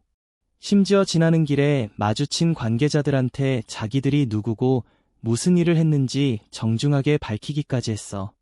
도망자처럼 몰래 숨어 다니는 게 아니라 떳떳하게 자기 행적을 알리면서 이동한 거야. 이게 이 사람들의 일관된 태도였어. 우리는 도적이나 폭도가 아니라 무사의 도리를 다한 자들이다. 그러니 숨길 것도 부끄러울 것도 없다는 거지. 복수를 하고 나서 주랭랑을 치는 게 아니라 오히려 온 세상이 다 알아주길 바라는 듯한 그 당당함. 이게 나중에 이들이 전설이 되는 중요한 이유이기도 해. 그렇게 생가쿠지에 도착한 론인들은 주군의 무덤 앞에 섰어. 그리고 준비해온 기라의 목을 무덤 앞에 바쳤어. 전해지는 이야기로는 이들이 그 목을 정성껏 씻어서 깨끗한 상태로 무덤 앞에 올렸다고 해. 원수의 목이라고 함부로 내던진 게 아니라 주군께 바치는 제물이니 예를 갖춰서 정갈하게 올린 거지. 그러고는 오이시가 주군의 무덤을 향해 이 복수의 전말을 고했어. 주군, 마침내 원한을 갚았습니다. 기라의 목을 여기 바칩니다 하고 몇 년 전 못다 이룬 그 원한을 이제야 완성해서 주군 앞에 내려놓은 거야. 이 순간 론인들 심정이 어땠을지 상상이가. 살아계실 때 지켜드리지 못한 주군, 억울하게 마당에서 돌아가신 그 주군 앞에 드디어 원수의 목을 바치며 이제 편히 쉬십시오 하고 고하는 거잖아. 아마 눈물바다였을 거야. 전해지는 디테일 중에 이런 것도 있어. 이들이 향을 피우는데 그 순서에도 뜻이 있었대. 제일 먼저 오이시가 향을 올리고 그 다음 나이 순인지 신분 순인지에 따라 차례로 향을 올렸다는 거지. 그 마지막까지도 흐트러짐 없이 예법을 지킨 거야. 그리고 이 47명 중에는 이 복수를 위해 아버지와 아들이 함께한 경우도 있었다고 했잖아. 오이시의 어린 아들도 이 무덤 앞에 함께 서 있었던 거야. 늙은 아비와 젊은 아들이 나란히 주군에 무덤 앞에 향을 올리는 그 장면은 생각할수록 마음이 먹먹해지는 대목이야. 자, 이제 복수는 완전히 끝났어. 기라도 죽였고 그 목을 주군 앞에 바치기까지 했으니 이들이 몇 년을 그려온 목표는 이 순간 100% 완성된 거야. 그럼 이제 뭘 하겠어? 도망치면 되잖아. 뿔뿔이 흩어져서 신분 숨기고 각자 살 길 찾으면 되는 거 아냐? 근데 이들은 그렇게 안 했어. 이게 이야기의 가장 서늘하고 가장 인상적인 대목이야. 47명은 도망치는 대신 제 발로 관가에 자수하는 길을 택했어. 복수를 완성한 자들이 스스로 관에 자기 목을 갖다 바친 거야. 왜 도망을 안 쳤을까? 사실 마음만 먹으면 흩어져서 숨을 수도 있었을 텐데. 근데 이들의 논리는 이랬어. 우리가 한 일은 무사로서 주군의 원한을 갚은 정당한 복수다. 그건 떳떳하다. 하지만 동시에 우리는 막부의 법을 어긴 것도 사실이다. 허가 없이 사람을 죽이고 남의 집에 쳐들어갔으니까. 그러니 복수의 대의는 지키되 법을 어긴 죗값은 달게 받겠다는 거였어. 이 두 가지를 다 감당하는 게 진짜 무사의 도리라고 본 거지. 복수만 쏙하고 처벌은 요리조리 피하는 건 이들이 보기엔 반쪽짜리 명예였던 거야. 대의도 지키고 죗값도 치러야 비로소 완전한 무사도가 완성된다고 본 거지. 요즘 감각으론 좀 이해하기 어려울 수도 있어. 성공했으면 튀어야지에 자수를 하냐 싶잖아. 근데 이 사람들한테는 살아남는 것보다 명예를 온전하게 지키는 게 훨씬 중요했던 거야. 그래서 이들은 사건의 전말을 정리해서 막부에 알리고 자신들의 처분을 기다렸어. 어떤 이야기에선 무덤 앞에서 대기하다가 관의 처분을 기다렸다고도 하고 절차에 따라 신병이 정해진 곳으로 넘겨졌다고도 해. 아무튼 핵심은 이들이 도주라는 선택지를 스스로 지웠다는 거야. 복수의 그날 밤부터 이 자수까지 모든 게 계산된 각오였던 거지. 사실 오이시는 처음부터 알고 있었을 거야. 이 복수가 성공하든 실패하든 그 끝은 결국 자신들의 죽음이라는 걸. 그걸 알면서도 이 길을 걸어온 거고 마지막 순간에도 그 각오대로 담담하게 처분을 기다린 거야. 이제 공은 다시 막부로 넘어갔어. 여기서 막부는 진짜 골치 아픈 딜레마에 빠지게 돼. 왜냐면 이 사건이 그냥 단순한 살인 사건이 아니거든. 한쪽에서 보면 이들은 명백히 법을 어긴 범죄자야. 허가 없이 무리지어 사람을 죽였으니까. 근데 다른 한쪽에서 보면 이들은 주군을 위해 목숨 걸고 충의를 실천한 그 시대가 그토록 떠받들던 무사도의 화신이었어. 게다가 세상 사람들이 이미 이들을 영웅으로 보고 있었지. 이런 사람들을 어떻게 처리할 거냐. 법대로 엄히 다스리자니 온 백성의 존경을 받는 충신들을 죽이는 게 되고 봐주자니 나라의 법질서가 무너지고 막부 입장에선 이러지도 저러지도 못하는 최악의 난제였던 거야. 다음 시간엔 드디어 이 대하 이야기의 마지막 장을 풀어줄게. 충의와 국법 사이에서 막부가 내리는 최종 결단이 무엇인지, 이 47명의 운명이 어떻게 결정되는지, 그리고 이들이 어떻게 죽은 곁에 나란히 잠들어 수백 년이 지난 지금까지도 회자되는 전설이 되는지, 그 마지막 이야기를 이어서 풀어줄게. 자, 공이 막부로 넘어갔고 이제 이 나라 최고 권력이 골머리를 앓기 시작해. 47명을 어떻게 처리할 거냐. 이게 진짜 답이 안 나오는 문제였어. 법대로만 하면 간단해. 무리지어 남의 집에 쳐들어가 사람을 죽였으니 중죄인이고 그럼 참수든 뭐든 엄벌에 처하면 되는 거지. 근데 문제는 여론이었어. 이 사건이 알려지자 온 나라가 들끓었거든. 백성들은 물론이고 학자들, 심지어 막부 안의 관료들까지 이 론인들을 충의의 화신이라고 칭송하기 시작한 거야. 이야말로 진정한 무사도다. 이런 충신들을 어떻게 죄인 취급하느냐 하는 목소리가 사방에서 터져나왔지. 요즘으로 치면 온 국민이 지켜보는 초대형 이슈가 돼서 여론이 완전히 한쪽으로 쏠린 재판이 된 거야. 판결 잘못 내리면 정권 지지율 폭락하는 그런 부담스러운 상황. 그러니까 막부 입장에선 진퇴양난이었어. 이 사람들을 죄인으로 처형하자니 온 백성이 존경하는 충신들을 죽이는 게 되잖아. 그럼 막부는 충의도 몰라보는 각박한 정권이다. 라는 비난을 뒤집어쓰게 돼. 게다가 이 시대 지배 이념 자체가 충의와 무사도였는데 그 이념을 가장 완벽하게 실천한 사람들을 처벌한다는 건 자기 모순이기도 했고. 근데 그렇다고 무죄로 풀어주자니 이건 더 큰일이야. 왜냐면 주군을 위해서라면 법을 어기고 사람을 죽여도 용서받는다. 는 선례가 생기는 거잖아. 그럼 앞으로 원한 있는 사람들이 죄다 충의를 위해서 외치며 사적 복수를 벌일 거 아냐. 나라의 법질서가 통째로 무너지는 거지. 봐주면 법이 무너지고 벌하면 명분이 무너지고 어느 쪽을 택해도 손해인 문제였어. 이 문제를 두고 막부 안에서 실제로 격렬한 논쟁이 벌어졌다고 해. 당대에 이름난 학자들까지 끌어들여서 갑론을 박이 오갔지. 어떤 이는 이들은 충신이니 살려줘야 한다고 했고 어떤 이는 충의는 충의고 법은 법이니 처벌해야 한다고 맞섰어. 몇 달에 걸쳐 이 논쟁이 이어졌어. 그만큼 이 판결이 어려웠다는 거야. 그리고 마침내 막부가 내린 결론이 뭐였냐면 굉장히 절묘한 절충안이었어. 바로 할복이야.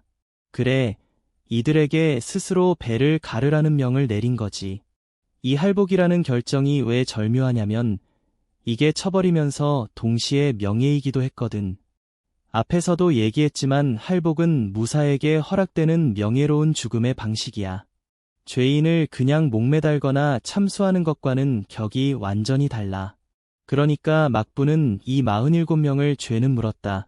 법을 어겼으니 죽음으로 값을 치러라 하면서도 그 죽음의 방식을 할복으로 정함으로써 하지만 너희가 무사로서 충의를 다한 것은 인정한다. 그러니 무사의 명예를 지켜 죽게 해주겠다 하는 메시지를 동시에 담은 거야. 법도 세우고 명예도 지켜준 그야말로 고차원의 정치적 타협이었던 거지. 죄인으로 죽이는 게 아니라 무사로서 죽게 해준 거니까. 벌을 주면서도 최대한의 예우를 갖춘 이 시대가 짜낼 수 있는 최선의 답이었던 셈이야. 그래서 47명은 정확히는 여러 사정으로 최종 인원에 약간의 변동이 있긴 하지만 대부분이 각자 맡겨진 여러 저택에 나뉘어서 할복을 맞았어. 때는 복수를 이룬 이듬해였어. 이들은 자신들의 처분에 조금도 동요하지 않았어. 애초에 각오했던 결말이었으니까. 복수를 다짐한 그 순간부터, 아니 피로 서약서에 이름을 적은 그 순간부터 이 죽음은 이미 예정된 거였잖아. 그러니 막상 할복의 명이 떨어졌을 때도 이들은 담담했어. 오히려 홀가분했을지도 몰라. 주군의 원한도 갚았고 무사의 도리도 끝까지 지켰고 이제 남은 건 주군을 따라가는 것뿐이니까. 이들은 흐트러짐 없이 무사답게 차례로 배를 갈랐어. 그 우두머리 오이시도 그의 어린 아들도 늙은 무사도 젊은 무사도 모두 같은 길을 갔지. 여기서 정말 뭉클한 대목이 있어. 이들이 어디에 묻혔느냐. 바로 생가쿠지, 죽은 아사노의 무덤이 있는 그 절이야. 원수의 목을 바쳤던 바로 그곳. 47명은 죽어서 주군 곁에 나란히 묻혔어. 살아서 못다 모신 주군을 죽어서 그 곁을 영원히 지키게 된 거지. 주군의 무덤을 중심으로 47개의 무덤이 둘러싸듯 자리 잡은 그 광경은 몇백 년이 지난 지금도 그대로 남아있어. 생각해봐. 살아서는 주군이 억울하게 먼저 떠나고 홀로 남겨졌던 가신들이 죽어서는 다시 한자리에 모여 영원히 함께하게 된 거야. 이보다 더 완벽한 마무리가 있을까? 흩어졌던 이야기가 마지막에 한 점으로 모이는 거지. 자, 이렇게 이야기는 끝이 나. 근데 진짜 이야기는 어쩌면 이들이 죽은 다음부터 시작됐다고도 할 수 있어. 왜냐면 이 사건이 두고두고 사람들 입에 오르내리면서 연극으로, 이야기로, 노래로 끝없이 재탄생했거든. 그게 바로 우리가 이 시리즈 내내 불러온 그 이름, 추신구라야. 이 47명의 이야기는 일본에서 충의의 상징으로 자리 잡아서 수백 년 동안 무대에 오르고 또 올랐어.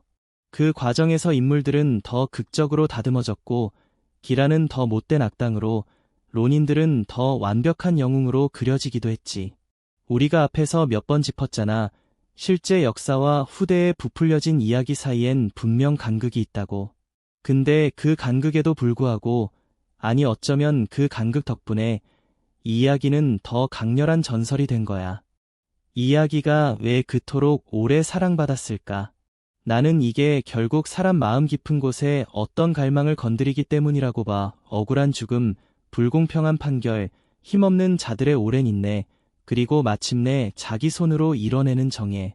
세상이 나에게 부당하게 굴 때 그걸 묵묵히 견디다가 끝내 스스로의 힘으로 매듭짓고 싶은 마음, 그건 시대와 나라를 뛰어넘어 누구에게나 있는 거잖아. 그리고 그 정의를 위해 자기 목숨까지 기꺼이 내던지는 각오, 그 순수한 극단성이 사람들을 매혹시킨 거지. 물론 냉정하게 보면 이건 사적 복수고 집단 살인이야. 현대의 잣대로는 결코 칭송만 할 수 없는 사건이지. 근데 이야기라는 건 원래 옳고 그름을 넘어서 인간의 어떤 극한을 비춰줄 때 가장 오래 남는 법이니까. 몇 주간 예법 배우다 텃세 부리는 사수한테 열받은 도련님의 사소한 분노 하나가 어떻게 한 사람의 죽음이 되고 한 가문의 붕괴가 되고 수백 명의 몰락이 되고 결국 47명의 목숨을 건 복수와 그들의 장렬한 최후로까지 번져갔는지. 우리가 첫 시간에 세상 모든 대형 참사의 시작은 별거 아니다 라고 했던 그 말이 12편을 지나 여기까지 오니 새삼 무겁게 다가오지. 작은 불씨 하나가 이렇게 긴 이야기가 될 줄 소나무 복도에서 칼을 뽑던 그 순간엔 아무도 몰랐을 테니까. 여기까지가 추신구라 47론인 자면서 듣는 12밤의 이야기였어. 주군을 따라 눈밭을 걷고 원수의 담을 넘고 마침내 나란히 잠든 그 47명의 무사들. 이들이 남긴 게 정의였는지 광기였는지 아니면 그저 인간이 무언가를 끝까지 지키려 할 때 얼마나 멀리까지 갈 수 있는지에 대한 오래된 증언이었는지는 이제 조용히 눈을 감고 각자 생각해봐도 좋겠어. 긴 이야기 끝까지 함께해줘서 고마웠어. 편안한 밤 되길.